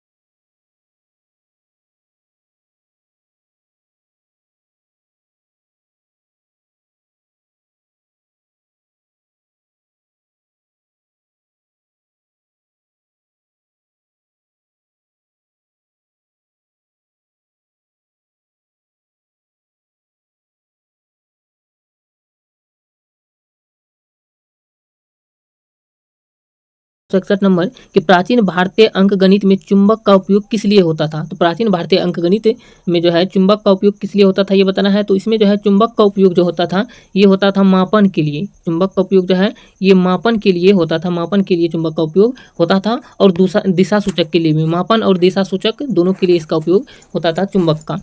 अगला क्वेश्चन है, देख सकते हैं क्वेश्चन कहा जा रहा है 262 का चुंबकीय प्रभाव क्षेत्रों का प्रमुख उपयोग क्या है। तो चुंबकीय प्रभाव क्षेत्रों का प्रमुख उपयोग जो है यह है दिशा सूचक बनाना। इसका उपयोग जो है यह है दिशा सूचक बनाना। अगला क्वेश्चन की बात करते हैं, अगला क्वेश्चन कहा जा रहा है, देख सकते हैं चुंबक के किस ध्रुव को उत्तर ध्रुव कहते हैं। तो चुंबक का जो नीला रंग वाला ध्रुव जो होता है, नीला रंग वाला ध्रुव, इसको जो है नीला ध्रुव को जो है चुंबक का उत्तर ध्रुव कहते हैं। नीला रंग वाले ध्रुव को उत्तर ध्रुव कहते हैं और लाल रंग वाले ध्रुव को जो है दक्षिण ध्रुव कहते हैं। इसको भी याद रखना है। अगला क्वेश्चन कहा जा रहा है क्वेश्चन नंबर 264, देख सकते हैं क्वेश्चन नंबर 264 का कहा जा रहा है कि चुंबक का कौन सा ध्रुव दक्षिण ध्रुव कहलाता है। तो चुंबक का जो अभी तुरंत बताए, चुंबक का जो है दक्षिण ध्रुव जो कहलाता है वो लाल रंग वाला ध्रुव जो है ये दक्षिण ध्रुव कहलाता है। और नीला रंग वाला की बात करें तो ये उत्तर ध्रुव कहलाता है। चलिए अगला क्वेश्चन बताते हैं। अगला क्वेश्चन कहा जा रहा है यहाँ पे 265 का जो है किस प्रयोग द्वारा चुंबक की धारण क्षमता जांच कर सकते हैं। तो चुंबक की धारण क्षमता की बात करते हैं ये जो है लोहे के छड़ का प्रयोग करके, लोहे के छड़ जो होता है, लोहे के छड़ का प्रयोग करके जो है किसी भी चुंबक की धारण क्षमता जांच कर सकते हैं। और गैस से ठोस में जाने की क्रिया जो है ये निक्षेपण कहलाता है। इसको भी याद रखना है। चलिए आगे चैप्टर में जो जल चैप्टर में मिलेगा। चलिए अब चैप्टर का नाम आ जाता है, अगला चैप्टर साइंस का जो है ये है जल चैप्टर। चैप्टर का नाम है जल और इसमें जो है यहाँ से क्वेश्चन है, देख सकते हैं क्वेश्चन कहा जा रहा है, देख सकते हैं पहला क्वेश्चन है जल के वाष्प बनने की प्रक्रिया क्या कहलाती है। तो जल का वाष्प बनने की प्रक्रिया जो है ये वाष्पीकरण कहलाता है। इसको याद रखना है, जल का वाष्प बनने की प्रक्रिया वाष्पीकरण कहलाता है। और अगला क्वेश्चन है वाष्पीकरण किस पर निर्भर नहीं करता है। तो वाष्पीकरण जो होता है ये रंग पर निर्भर नहीं करता है और सभी पर करता है, रंग पर निर्भर नहीं करता है वाष्पीकरण की क्रिया। अगला क्वेश्चन कहा जा रहा है बारिश की बूंदें संघनन के बाद कैसे बनती हैं। तो बारिश की बूंदें संघनन के बाद जो है ये जलवाष्प ठंडा हो जाता है। इसका जलवाष्प जो होता है ये जलवाष्प जो होता है ये ठंडा हो जाता है इसका। अगला क्वेश्चन जो क्वेश्चन कहा जा रहा है क्वेश्चन नंबर 200 होता है जल चक्र का महत्व क्या है। तो जल चक्र का महत्व क्या है ये पूछ रहा है। तो जल चक्र का महत्व जो है ये है पानी जो है ये निरंतर पृथ्वी पर बनाए रखना, ये जल चक्र का महत्व है। जल चक्र का महत्व यही है कि पानी निरंतर पृथ्वी पर बनाए रखना। अगला क्वेश्चन जो क्वेश्चन कहा जा रहा है क्वेश्चन नंबर 270, देख सकते हैं क्वेश्चन नंबर 270 में कहा जा रहा है जल के जमे रूप को क्या कहते हैं। तो जल के जमे रूप को जो है हिम कहते हैं। जल के जमे रूप को हिम कहते हैं। तो हिम इसका सही आंसर हो जाएगा।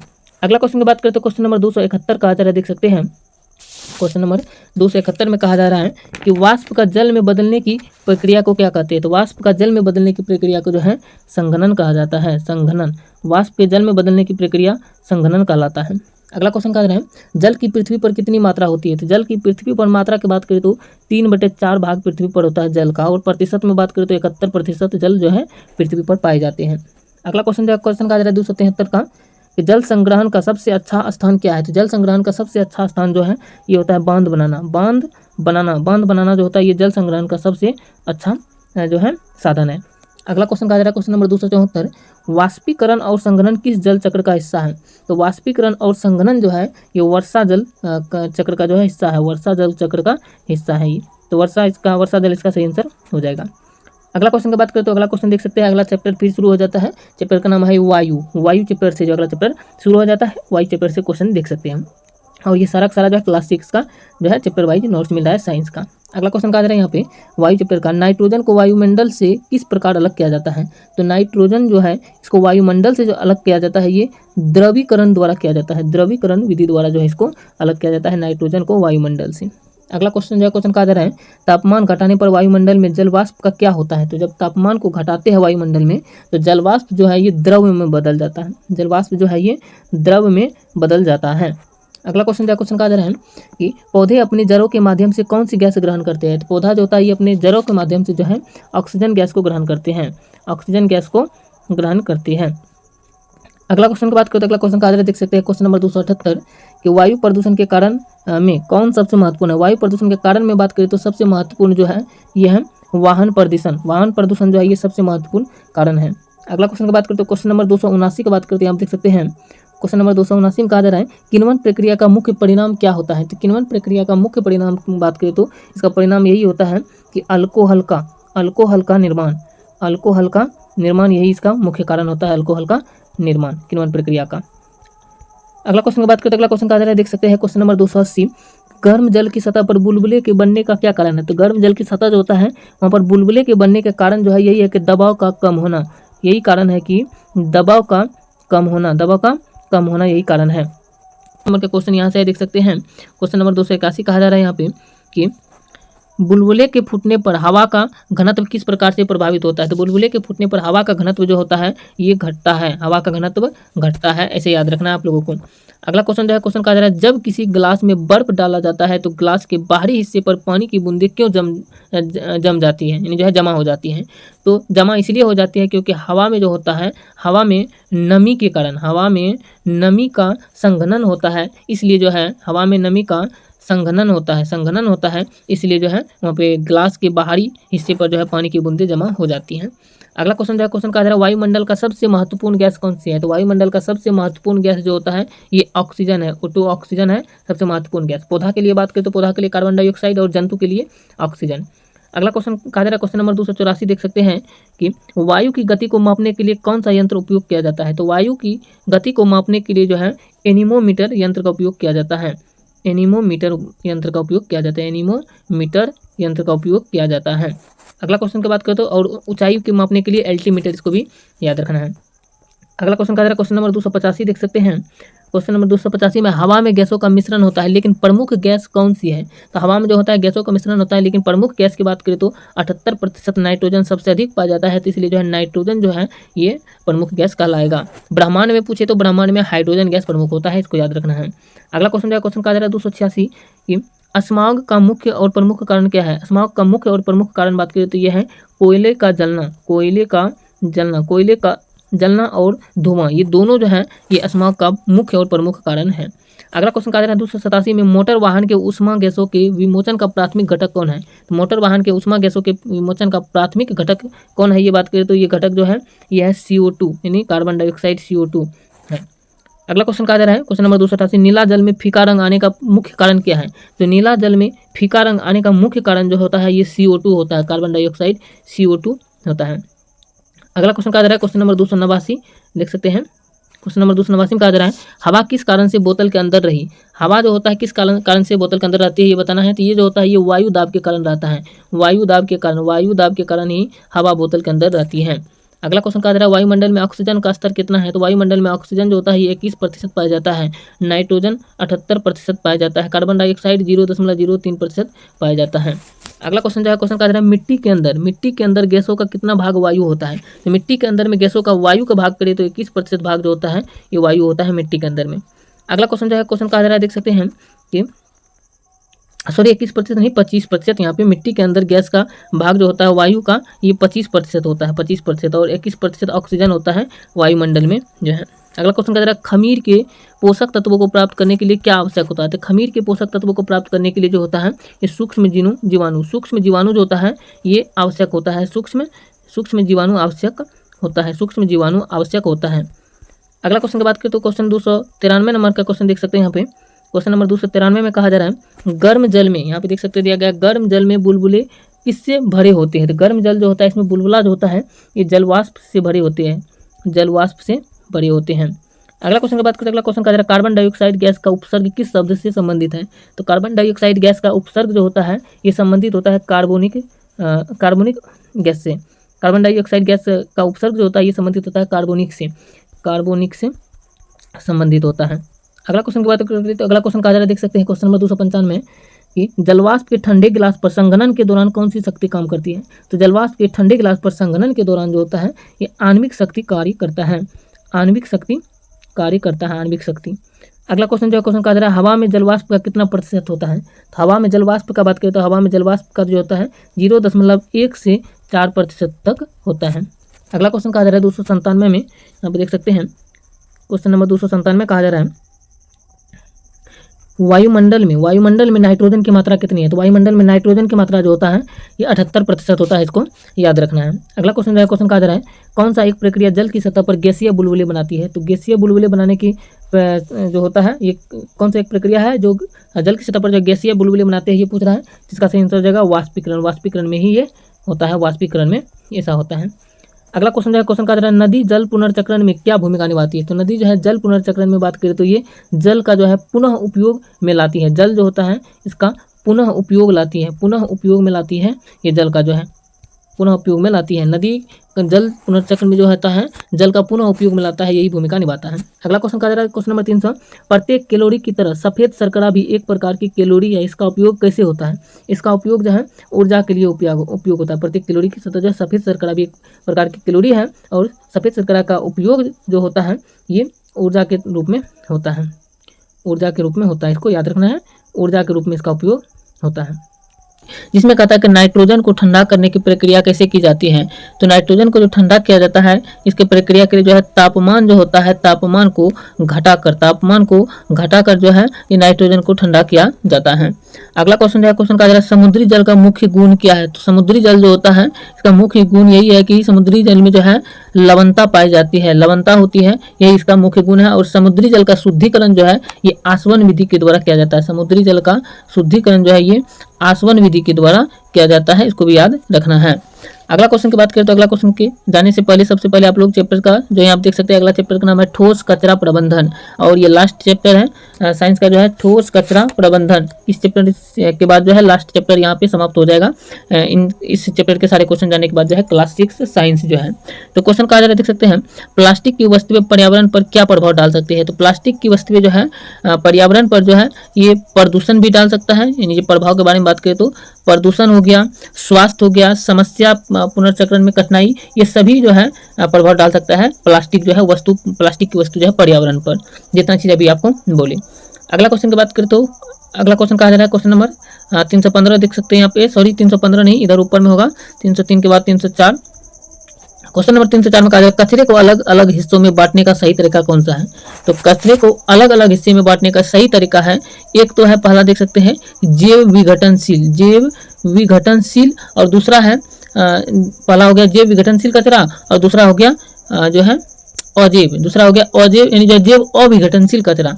पहला हो गया पहला जो हो गया ये हो गया जैव विघटनशील कचरा और दूसरा हो गया जैव अविघटनशील कचरा। ये दोनों प्रकार से जो है बांटा जा सकता है कचरे को। अगला क्वेश्चन की बात करें तो अगला क्वेश्चन का 305 में पॉलिथीन के बैग्स के विकल्प के रूप में हमें किस प्रकार के बैग्स का उपयोग करना चाहिए। तो पॉलिथीन के बैग्स के विकल्प के रूप में जो हमें कपड़ा जो होता है, कपड़े का बैग या जूट का बैग का जो हम लोगों को प्रयोग करना चाहिए किसी भी सामान लाने के लिए। अगला क्वेश्चन कहा जा रहा है किस प्रकार का पैकिंग चुननी चाहिए। तो पैकिंग की बात करें तो कहा जा रहा है किस प्रकार की पैकिंग चुननी चाहिए। तो पेपर पैकिंग को जो हम लोगों को चुननी चाहिए, पेपर पैकिंग को चुननी चाहिए, पेपर पैकिंग को चुननी चाहिए। पेपर पैकिंग मतलब वह निम्नीकरणीय जो नया बनाया जा सके, पेपर ये जो है पेपर पैकिंग जो है यही कहलाता है निम्नीकरणीय। अगला क्वेश्चन जो है क्वेश्चन का है कंपोस्ट बनाने का सबसे अच्छा तरीका क्या है। तो कंपोस्ट बनाने का सबसे अच्छा तरीका बात करती है कचरे से खाद बनाना। कचरे से यदि खाद बनाया जाता है, कचरा से खाद बनाया जाता है, ये जो है कंपोस्ट बनाने का सबसे अच्छा तरीका है कचरे से खाद को बनाना। अगला क्वेश्चन का देख सकते हैं क्वेश्चन नंबर 308 यहाँ पर दिया गया, देख सकते हैं क्वेश्चन नंबर 308 में कचरे की निकासी के लिए क्या उपयोगी उपाय हो सकते हैं। तो कचरे के निकासी के लिए बात करें तो सबसे उपयोगी उपाय ये कचरे का पुनः उपयोग है। कचरा जो होता है कचरे का पुनः उपयोग करना ही जो है ये हो सकता है। अगला क्वेश्चन की बात करें, अगला क्वेश्चन का देख सकते हैं कि प्लास्टिक का पुनः चक्रण कैसे किया जाता है। पुनः चक्रण का मतलब रिसाइकल, ये जो है प्लास्टिक का पुनः चक्रण कैसे किया जा सकता है। तो प्लास्टिक का पुनः चक्रण जो होता है ये पुनः उपयोग के लिए बेच कर किया जाता है, पुनः उपयोग के लिए बेचते जो हम लोग जो है बेच करके इसका पुनः चक्रण जो है किया जा सकता है। अगला क्वेश्चन की बात करते हैं, अगला क्वेश्चन कहा जा रहा है कचरा प्रबंधन के 4R में रिसाइकल का मतलब क्या है। कचरा प्रबंधन जो होता है इसमें 4 बार आर होता है, आर आर आर आर, और ये 4R में जो है रिसाइकल का मतलब क्या होता है ये पूछ रहा है। तो एक आर का मतलब होता है रिसाइकल, रिसाइकल का मतलब की बात करें तो रिसाइकल का मतलब होता है कचरे को पुनः नवीकरण करना। कचरा जो होता है कचरे को पुनः नवीकरण करना जो है ये रिसाइकल का मतलब होता है। अगला क्वेश्चन जो क्वेश्चन कह रहा है निम्नलिखित में से कौन सा कचरा जैविक कचरे के अंतर्गत आता है। तो जैविक कचरे के अंतर्गत जो आता है ये फल एवं सब्जी के छिलके, फल हो गया और इसके बाद जो है सब्जी के छिलके हो गया, ये सब जो होता है ना, ये सब जो है कचरा जो होता है ये जैविक कचरे के अंतर्गत आता है। अगला क्वेश्चन कहा जा रहा है देख सकते हैं क्वेश्चन नंबर 312 वर्मी कंपोस्ट बनाने का क्या लाभ है। तो वर्मी कंपोस्ट बनाने का यही लाभ है कि इससे पौधे को जो है उर्वरक मिलता है। पौधा जो होता है पौधे को उर्वरक मिलता है, इससे जो है वर्मी कंपोस्ट बनाने का यही लाभ है, पौधे को उर्वरक मिलता है। अगला क्वेश्चन जो क्वेश्चन का रहा है, मिट्टी में गले हुए कचरे का मिलना किसके लिए आवश्यक है? तो मिट्टी में गले हुए कचरे का मिलना जो होता है ये आवश्यक है पोषक तत्व की वृद्धि के लिए। पोषक तत्व जो होता है पोषक तत्व के वृद्धि के लिए ये जो है आवश्यक है, पोषक तत्व के वृद्धि के लिए आवश्यक है। अगला क्वेश्चन जो है क्वेश्चन का आधार देख सकते हैं, हरे रंग का कूड़ादान किसके लिए होता है? तो हरे रंग का कूड़ादान जो होता है ये सड़ने वाली चीजों के लिए होता है। सड़ने वाली जो चीज होता है, सड़ने वाली चीज जो होता है इसके लिए जो है हरे रंग का कूड़ादान होता है। तो यहाँ पे बता दिए। और आपको बता दें कि किसानों का मित्र यदि पूछा जाए तो केचुआ को किसानों का मित्र कहा जाता है, इसको भी आप लोगों को याद रखना है। अगला क्वेश्चन कहा जा रहा है क्वेश्चन नंबर 315। क्वेश्चन नंबर 315 में कहा जा रहा है, देख सकते हैं यहाँ पे दिया गया है कि कचरे से विषैली गैस कैसे उत्पन्न होती है? तो कचरा से विषैली गैस जो है जलने से उत्पन्न होती है। जो है अगर कचरा को जलाया जाता है तो इससे जो है जो विषैला गैस जो होता है विषैली गैस उत्पन्न होती है। इससे कोई चीज धुआं जो निकलता है जलाने पर वो एक विषैली गैस ही है। अगला क्वेश्चन की बात करते हैं, अगला क्वेश्चन कहा जा रहा है, देख सकते हैं कि REUS रियूज किसे कहा जाता है? तो रियूज की बात करें तो रियूज जो है चीजों को दोबारा इस्तेमाल करना, चीजों को जो है दोबारा इस्तेमाल करना जो है यही क्या कहलाता है? रियूज कहलाता है। अगला क्वेश्चन कहा जा रहा है, कंपोस्ट खाद का उपयोग किस प्रकार की खेती के लिए किया जाता है? तो कंपोस्ट खाद का उपयोग जो होता है हम लोगों को जैविक खेती के लिए किया जाता है, जैविक खेती में किया जाता है कंपोस्ट खाद का उपयोग। अगला क्वेश्चन कहा जा रहा है, नीले कूड़ेदान में किन पदार्थों को डाला जा सकता है? तो नीले कूड़ेदान में बात करें तो नीले कूड़ेदान जो होता है इसमें जो पदार्थ को डाला जाता है वो पदार्थ जो होता है वो पदार्थ होता है प्लास्टिक का, वो पदार्थ जो होता है वो पदार्थ होता है प्लास्टिक का पदार्थ होता है नीले कूड़ेदान में। अगला क्वेश्चन कहा जा रहा है, देख सकते हैं कि कंपोस्टिंग का मुख्य उद्देश्य क्या है? तो कंपोस्टिंग का मुख्य उद्देश्य जो है कचरे को मिट्टी में बदलने की प्रक्रिया, कचरा जो होता है कचरे को मिट्टी में बदलने की प्रक्रिया को ही जो है ये कंपोस्टिंग का मुख्य उद्देश्य है। अगला क्वेश्चन जो है क्वेश्चन कहा जा रहा है, देख सकते हैं क्वेश्चन नंबर 320 यहाँ पर है, देख सकते हैं क्वेश्चन नंबर 320 में कहा जा रहा है, प्लास्टिक और पॉलीथीन का कम से कम उपयोग करने का उद्देश्य क्या है? तो प्लास्टिक और पॉलीथीन का कम से कम उपयोग करने का उद्देश्य यही है कि पर्यावरण की जो है सुरक्षा हो सके, पर्यावरण की सुरक्षा यही इसका जो है उद्देश्य है। अगला क्वेश्चन कहा जा रहा है, कचरों में कौन सा पदार्थ जैव अविघटनशील पदार्थ है? तो कचरा जो होता है इसमें जैव अविघटनशील पदार्थ जो होता है ये कैंडी के रेपर्स होता है, कैंडी के रेपर्स होता है। आपको बता दें कि कैंडी के रेपर्स का मतलब ये होता है प्लास्टिक होता है, प्लास्टिक ही होता है, इसको याद रखना है। अगला क्वेश्चन जो है क्वेश्चन कहा जा रहा है, कंपोस्ट खाद बनाना आम के किस उदाहरण का उदाहरण यानी रूप है? कंपोस्ट खाद बनाना आम के किस उदाहरण का रूप है ये पूछ रहा है, तो इसका याद रखना है कंपोस्ट खाद बनाना जो है आम के जो है रूप ये है कि आम के आम और गुठली के दाम, ये जो है इसका उदाहरण का रूप है। अगला क्वेश्चन कहा जाता है, देख सकते हैं क्वेश्चन नंबर 323 में। आपको बता दें कि ये लास्ट वीडियो होने वाला है साइंस का जो है क्लास 6 का, और इससे पिछले वाले वीडियो को जरूर देख लीजिएगा। क्वेश्चन कहा जा रहा है, कौन से प्रकार के कचरे का उपयोग खेती में उर्वरक के रूप में किया जा सकता है?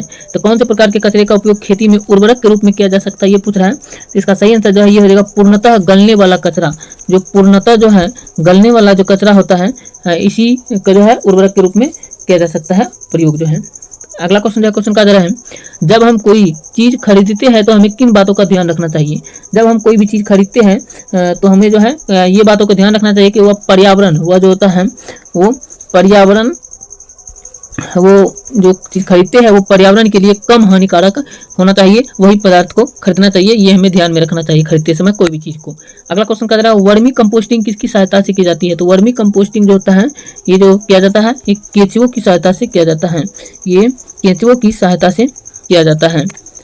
अगला क्वेश्चन जो है क्वेश्चन कह रहा है, देख सकते हैं कि कचरे के प्रदूषण से वायु, जल एवं भूमि का क्या साथ प्रभावित होते हैं? तो कचरे के प्रदूषण से वायु, जल एवं भूमि का साथ प्रभावित जो होता है ये होता है, यहाँ पे देख सकते हैं वायु भी होता है प्रभावित, वायु भी। यहाँ पे आपको बात करें तो यहाँ पे क्वेश्चन यहाँ पे ये होना चाहिए कि कचरे के प्रदूषण से यहाँ से आपको जो है हटा देना है, यहाँ से आपको बता दें कि यहाँ से जो है क्वेश्चन में यहाँ से टाइपिंग मिस्टेक है, वायु से लेकर के 7 तक हटा देना है, यहाँ पर जो है ये आंसर को ही लिख दिया गया है। क्वेश्चन है कचरे के प्रदूषण से क्या प्रभावित होते हैं? तो कचरे के प्रदूषण से जो प्रभावित की बात करें तो वायु भी प्रभावित होता है, जल भी प्रभावित होता है और भूमि भी प्रभावित होता है, ये कचरे के जो है कचरे के प्रदूषण से प्रभावित होता है।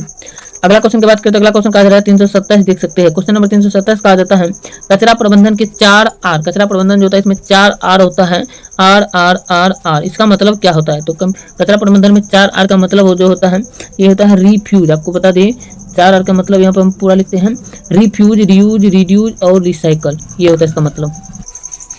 तो कचरा प्रबंधन में 4 आर का मतलब यही होता है, देख सकते हैं रिफ्यूज, रियूज, रिड्यूज और रिसाइकल, ये 4 आर का मतलब होता है। अगला क्वेश्चन जो है क्वेश्चन कहा जा रहा है देख सकते हैं कि कचरा प्रबंधन में रिड्यूज का क्या मतलब है? तो कचरा प्रबंधन में रिड्यूज का मतलब बात करें तो ये होता है कम उपयोग करना। कम उपयोग करना, ये रिड्यूज का मतलब होता है कम उपयोग करना। अगला क्वेश्चन जो है क्वेश्चन कहा जा रहा है देख सकते हैं कि निम्नलिखित में से कौन सा पदार्थ जलाने से हानिकारक धुआं उत्पन्न करता है? तो कौन सा पदार्थ जलाने से हानिकारक धुआं उत्पन्न करता है ये बताना है। ये होता है प्लास्टिक। यदि प्लास्टिक को जलाते हैं तो हानिकारक धुआं जो है उत्पन्न होता है, तो प्लास्टिक इसका सही आंसर हो जाएगा। दोस्तों इस वीडियो में इतना क्वेश्चन का कवर किए और सारे क्वेश्चन इंपॉर्टेंट थे जो आपके एग्जाम में छपने वाले क्वेश्चन है। और क्लास 6 के जो है साइंस का ऑल चैप्टर जो है समाप्त हो गया। अब जो है इसके नेक्स्ट सब्जेक्ट जो है क्लास 6 के वो कवर करने वाले हैं। मिलते हैं नेक्स्ट वीडियो में। जय हिंद।